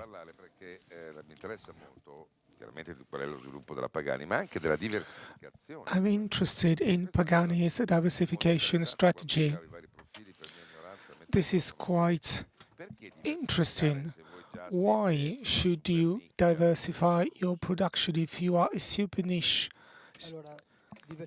company in the luxury industry? If you diversify your production, you can learn and you can take lessons and apply them in your industry. A car is one of the most complex objects. So Pagani, art, aviation, residence, and racing cars. So this is your diversification portfolio, correct? Yes. As for what we've learned, we have developed 4 interior designs for Leonardo, so I'm talking about airplanes. Then 2 products for Gulfstream. They have never worked with a European company for the interior design, and we have created 160 parts in carbon. And in order to do that, we had to be certified for the aviation industry. And in cars, you needed to move fast. In aviation, the aviation industry, you need the certifications. So as we are fast in manufacturing cars, we could show that we can be competitive in the aviation industry as well. Then in 2017, we carried out a project for Airbus, the ECJ, so private planes, and it was a project about a 319 neo. We were in charge of design, and we reduced the weight by 900 kilos through our technologies. So modular design is where we build metal parts, and it is manufacturing prosthetics in titanium. So this diversification makes it possible for us to learn. We do not want to increase the number of cars too much, 7 cars. This is the estimated output for this year. So this is a niche diversification.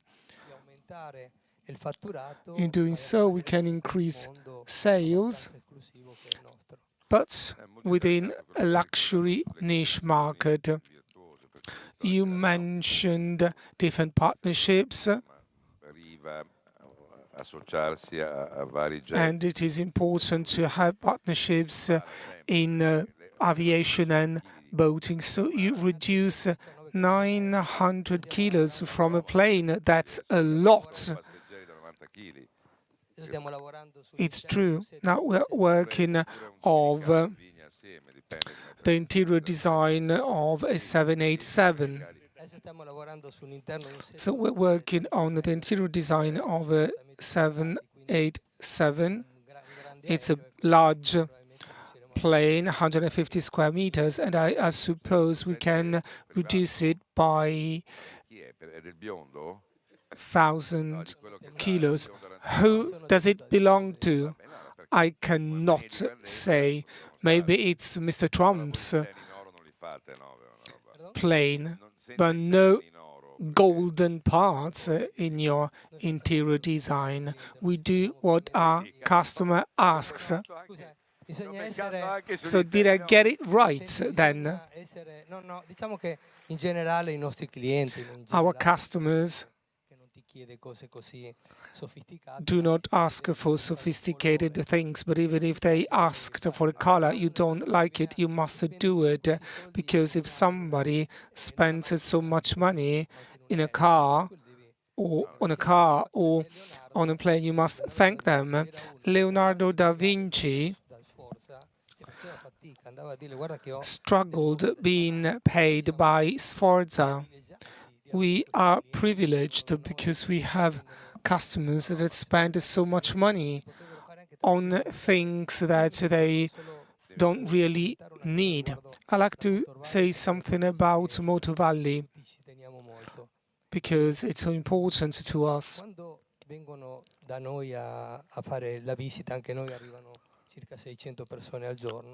When visitors come to us, we entertain them and we tell a story,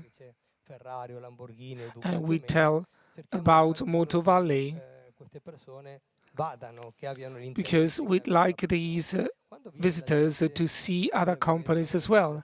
When a visitor comes here and when they see one of our companies, they spend a weekend here, they dine out, they sleep at a hotel, they buy balsamic vinegar. So this is why what we do is important for the economy of the whole region.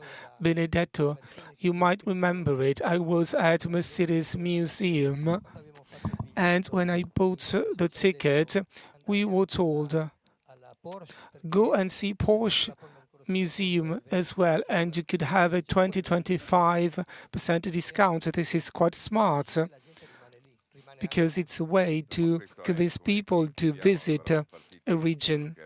I like to wrap up by talking about the future again. So the locus, so the place, plays a key role. So this region is not just the sum of your companies. This region is a brand. It's an experience. It's something more. And I'm quite confident in saying that China doesn't compare. Here you can visit Dallara, Pagani, then you can have great food, you can have great wine, you can visit this theater. So there's so much we can work on and we can rely on, but this doesn't mean that we must lag behind technology-wise.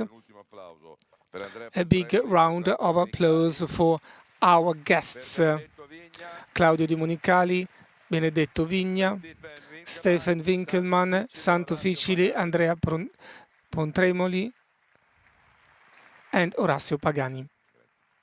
Thank you so much. Allora, l'ho già evocato prima. I've already mentioned him at the beginning. I just need 2 seats for this interview. I like to wrap up by summarizing what has been said so far, and I like to talk to some locals. I'm referring to the president of Confindustria, Emanuele Orsini. Please join me here on the stage. Aspetta, abbiamo qua il microfono. We already have a mic here. Se vuoi c'è anche questo. Ecco, allora dicevo, Presidente, tu giochi in casa. So, Mr. President, you are a local. What does Moto Valley mean to you? Well, based on what you have heard so far, AI, a community and an area, what should happen in the future? First of all, I'd like to thank you for being here. I'm home. I'm so happy. I'd like to say hello to Michele, Ameia, Vincenzo Colla, and I'd like to extend my greetings to Benedetto and all, Andrea, Orazio, Stefano, Domenicali, all my friends. So I'd like to extend my greetings to all of the speakers. Something beautiful was said before. This ecosystem accounts for 11 billion euro, but the whole supply chain accounts for 347 billions.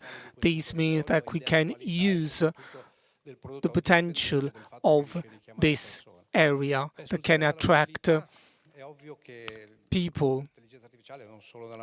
AI will play a key role in mobility. We said it during our general meeting. AI will be like lights. AI will be the new normal. Today, it is quite normal to turn on the lights. You said light, and light translates in Italian as luce, which is the name of the new Ferrari. So thought you were referring to Ferrari. No, but I was born and raised here by eating bread and appreciating cars. If I had to buy a car, I would buy a red one. So in terms of AI, AI will be the new normal. Now we know how to turn on the switch at home, and in the future it will be quite normal to use AI in all our factories. And this is why we need a national plan, and the starting point of such a plan should be education. So this is why we are working with the Ministry of Education. We wanted to start a training program in schools, and we want AI to be a subject matter in all schools, including secondary schools. However, in Europe, we must create unicorns as well, so that AI can be a European platform. There's a huge opportunity that is connected to supply chains. Each supply chain can use AI. The humanoid robots were presented, and the speech was quite interesting. So we lagged behind in terms of processors AI, but as for humanoid robots, we can pull it off. It's the so-called Phoenix effect. Even if you arrive at the end of an era, you can still win. A humanoid robot is made up of 5,000 pieces, and that's a lot. Well, that's a revolution. We should try to win. As for mobility, Modena is playing a key role. So, next question, but please be kind. This is a tough question. It's easy to talk about the automotive industry here. You are great. Figures are incredible.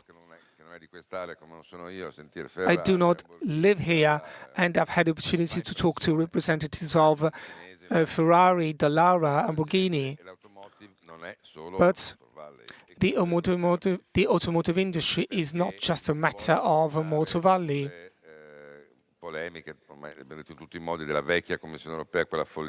I don't want to circle back to the EU Green Deal, but the automotive industry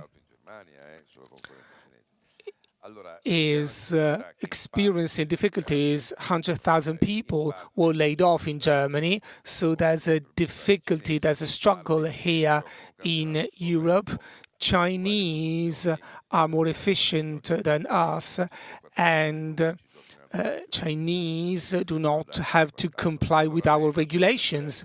So in the general meeting that was held a couple of days ago, you called upon the EU about something. What was it all about? I am a pro-European. If you want to tackle current challenges, considering the current situations, you need to work with other countries. The EU is essential. This is why we talked about trust, courage and responsibility. In my opinion, as it was done when the euro was introduced and Germany took a step back, this is what we should do today. We should put competitiveness at the center of what we do. A mistake was made in relation to the automotive industry. People said that we shouldn't be afraid to learn from others. But it all comes down to innovation and R&D. But there's a mistake that was made in the past. A technology was imposed upon us, while research and development activities had to be performed to reduce CO2 emissions, but no technology had to be imposed upon us. Otherwise, you destroy R&D. We have biofuel cars. Why can't I use water to run an engine if I can carry out research and development activities for an engine to run on water? Why shouldn't I do that? I've said it several times.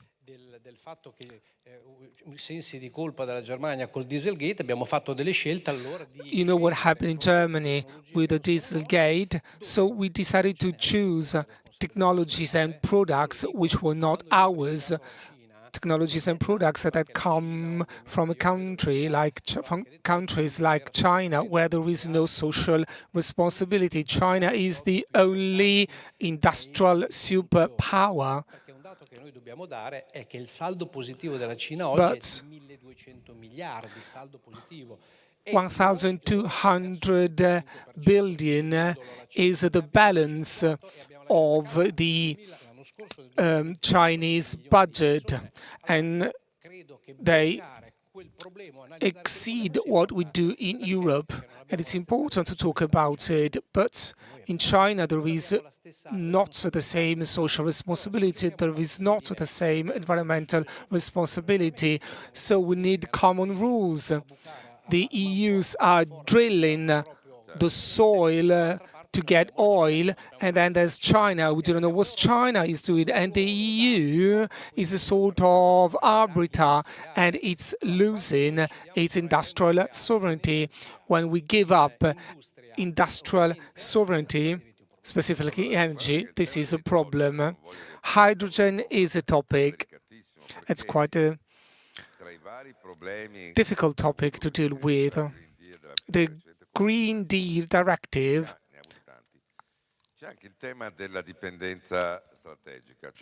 entailed an issue in relation to strategic dependence. I mean, we used to be dependent upon the oil coming from the Arabic countries, and now we are dependent upon rare earth coming from the Far East.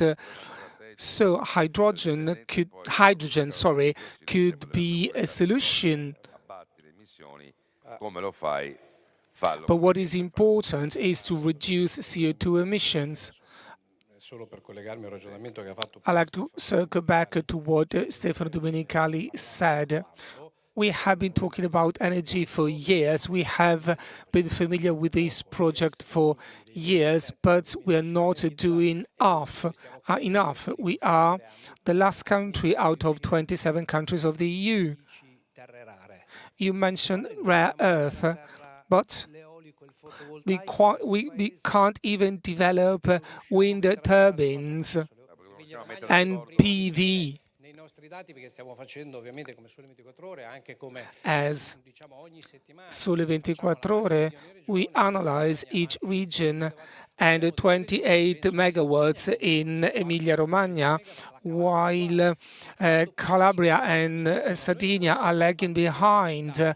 When people say we do not want to create something for Italy, but we must support those regions, but there must be a reciprocity principle. So we want a cheap energy. We say no to nuclear power, because it's a sort of concern, and we're just talking about experimenting on nuclear power, and this is crazy. It's all about experimenting. Experimenting means R&D, it means innovation, and Europe and Italy will live thanks to innovation. So we say no nuclear power, we say no carbon fossils, but we do need at least a 30–35% buffer of gas and coal. Otherwise, what happened in Spain will happen here too. Germany is manufacturing the largest thermoelectric plant, which will be as big as the Spanish one. So we are saying no to all energy sources, but we've protested a lot, and there were protests about TAP, and without a TAP we couldn't have pulled it off. But when we talk about competitiveness, we talk about innovation. And innovation is key here in this area. I'm so happy to represent this area. But we can't be competitive if rules are different and if production costs are different. Because when you mention cars outside this region,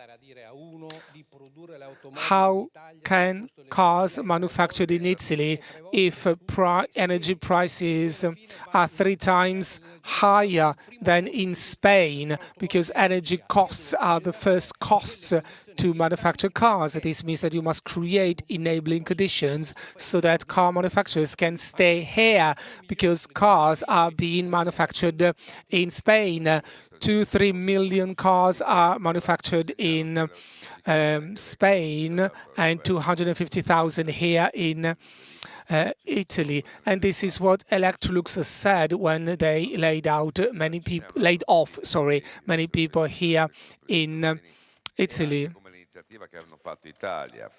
There's an initiative by Italy, Spain, France, Estonia, Lithuania, and Netherlands. They asked the EU for stricter rules about Chinese dumping, but Germany was not part of the game. Yeah, because Germany really believed in China, and this is also, and now it is struggling. This is why we launched some days ago the reinforced cooperation between countries. Moreover, we have to create the 28th region, because we can't make 27 countries agree on a specific topic. And Hormuz Strait is keeping us in difficulty. And if we do not have a common energetic policy, and we can't buy energy from Spain, but it stops at the Pyrenees because France sells it. We spend 300 billion of capitals in the United States. If we do not have a united defense, which is also a synonym of sovereignty, maybe for that reason we have to change the pace and we have to change direction. And coming back to your question, I think that today our need is to have a path creating conditions to stay here. But of course you stay here if you are able to stay here. If you go to 100 kilometers far from here, you've got Ceramica that made plus 63%, whereas we lost 23%. When you receive a tile of China that costs 6.30, and here it costs 16 euros, so what do you tell?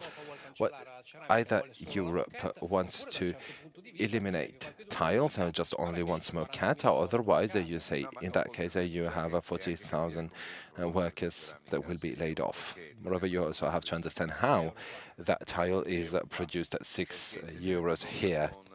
Because if it is produced with, not very legal rules, emissions, miners working on that, maybe I would never change Europe with that.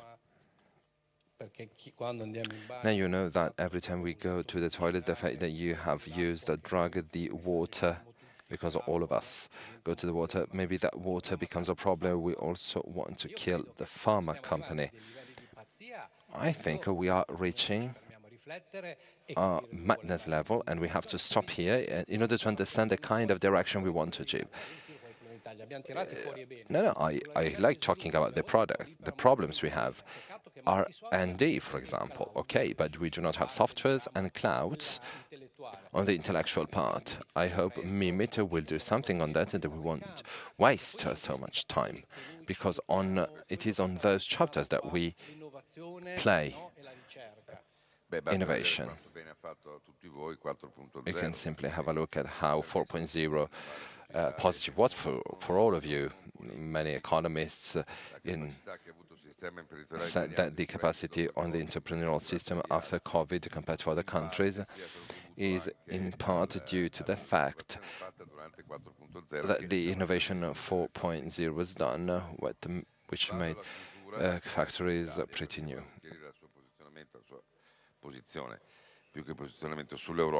Your position on Europe, government requests. So we know that with no money, with the small resources we have that are used to reduce petrol taxes, non ci sono molti margini di politica economica. There's not so much room of economic policies, the fiscalization of startups, to make talents come back here. Quindi se poi le tasse a 10 sono comunque soldi che non avresti beccato dal mio punto di vista. Allora noi ovviamente Well, of course, what we said 2 days ago was that the tax system, the tax expenditure, is worth 120 billion euros. And as we are talking about ownership and responsibility, we still have to understand whether those 120 billion euros are still right and fair, if they actually represent the advantage we have in our mind, because now it is strong, the fact that we do not analyze the measures. We have to analyze the effects, otherwise all measures become fragmented to make everyone happy. Let's think, for example, 20 billion of those measures. Let's divide them. Quindi, in modo responsabile, un passo indietro, quei 20 miliardi che andiamo a recuperare all'anno. And those are 20 billions that we can take. Let's use 1/3 of those 20 billion to make many sectors grow. R&D, startups, etc. And I repeat, R&D is the core principle to develop everything. And then with education and healthcare. So things that are needed in that country.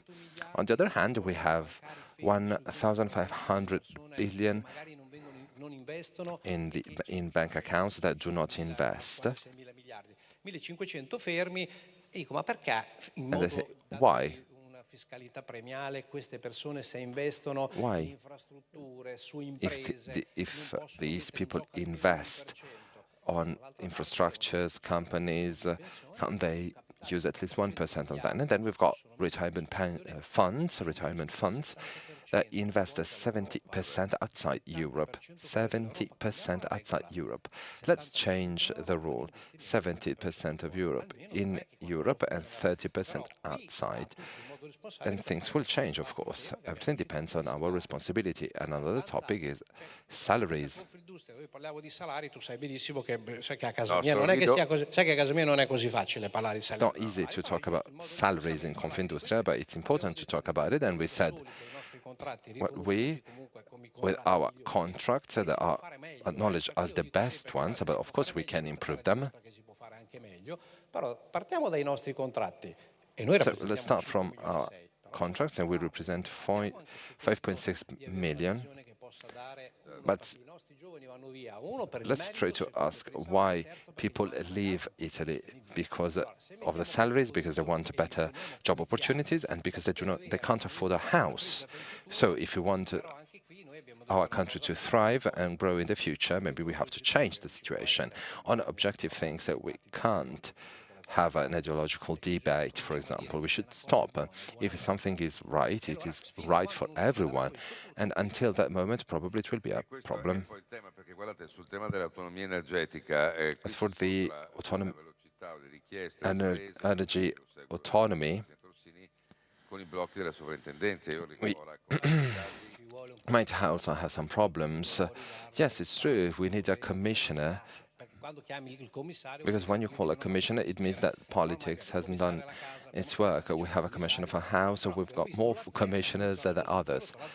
La Zespa worked very well because we had one commissioner deciding, why do you want a ZES model? Because there's 60 days for an authorization. In Parma, I have a small municipality, an investment of 60 million, and I needed 17 months to get an authorization to create a mill, to have the authorization to create a mill. This is why people ran away, and ZES guaranteed, ensured that level of speed. If some regions or lands can thrive, well, Sardinia, or dikes, the YOLLA, the wind system. Well, my mum is from Sardinia, and I can say, I'm not saying that in Sardinia we have to create turbines everywhere. I went to Aragon some months ago, where you have wind systems, but we've got some specific places in the middle of Sardinia that are not exploited. Because, of course, hydroelectric can be done in the mountains, maybe not here, because it can be pretty difficult. Resources are not so many, but we've got also some enablers that can actually improve the situation. I think that the minimum salary can't solve many different things, but probably it is needed. Otherwise, you should completely change the reform for services world. So services, accessories.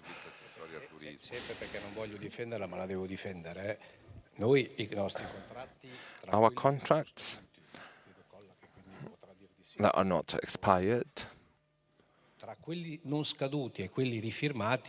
the signed ones, we have 94% of contracts, and those that are not signed not because we do not want to, but simply because we cannot implement them, like private healthcare. We're trying to do homework, but probably everyone should do their homework too. I want to thank Emanuele Orsini, President of Confindustria. Thank you very much. I suffer the heat inside that theatre. I'm very happy to give the floor back to Sabatini and to say even your mayor will close. Grazie a Sebastiano Barisoni. Chiederemo ad Allara di fare delle giacche con la refrigerazione interna. Sì, a tutta questa intelligenza artificiale l'avrei voluto vedere anche sulla mia giacca, Sindaco. L'avevamo anticipato in apertura di lavori. Da questo palco stamattina sono state lanciate visioni. So on that stage, many different visions were launched, many different points of views, proposals and news were launched. We gave the floor to the main people of Motor Valley, and here we've got the mayor of Modena, Massimo. In the last 8 years, Modena has been the center of the automotive center. Well, first of all, hello everyone, those who remain here. I am really happy that... Thank you for being here. I am not going to be very long, and I will let you eat your lunch. Well, Modena is between... It's close to Bologna, Ducati, Lamborghini. Well, Modena represents everything that was said during the round table. Motor Valley is a recognized and acknowledged brand and a productive community made of big enterprises, a network of professional artisans, PMEs. Some weeks ago, the Chamber of Commerce organized an interesting meeting about the automotive aftermarket and all the network composed of thousands and thousands of operators. Modena has never forgotten one aspect close to the productive development and the quality of the development. Even the human aspect should be there. Someone said it before. Even Barisoni said it, if I'm not wrong. It is fundamental to guarantee the quality and the offer of every single business. But global competitiveness is given by a land, by a territory made of excellences and a huge network, welfare systems, services, for example, a welcoming system. And today we would call it a smart land, a smart territory that can be competitive.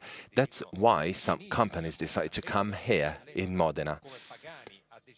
That's why an excellence like Pagani decide to produce its cars.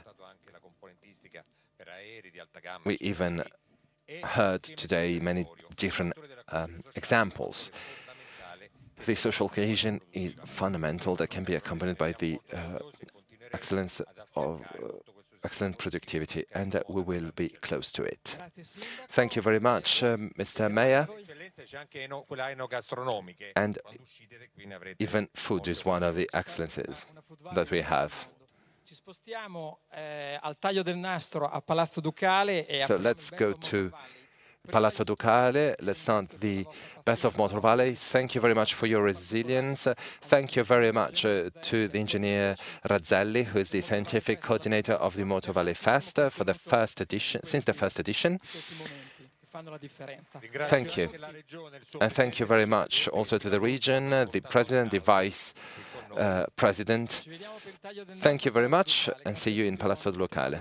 Enjoy Motor Valley Fest.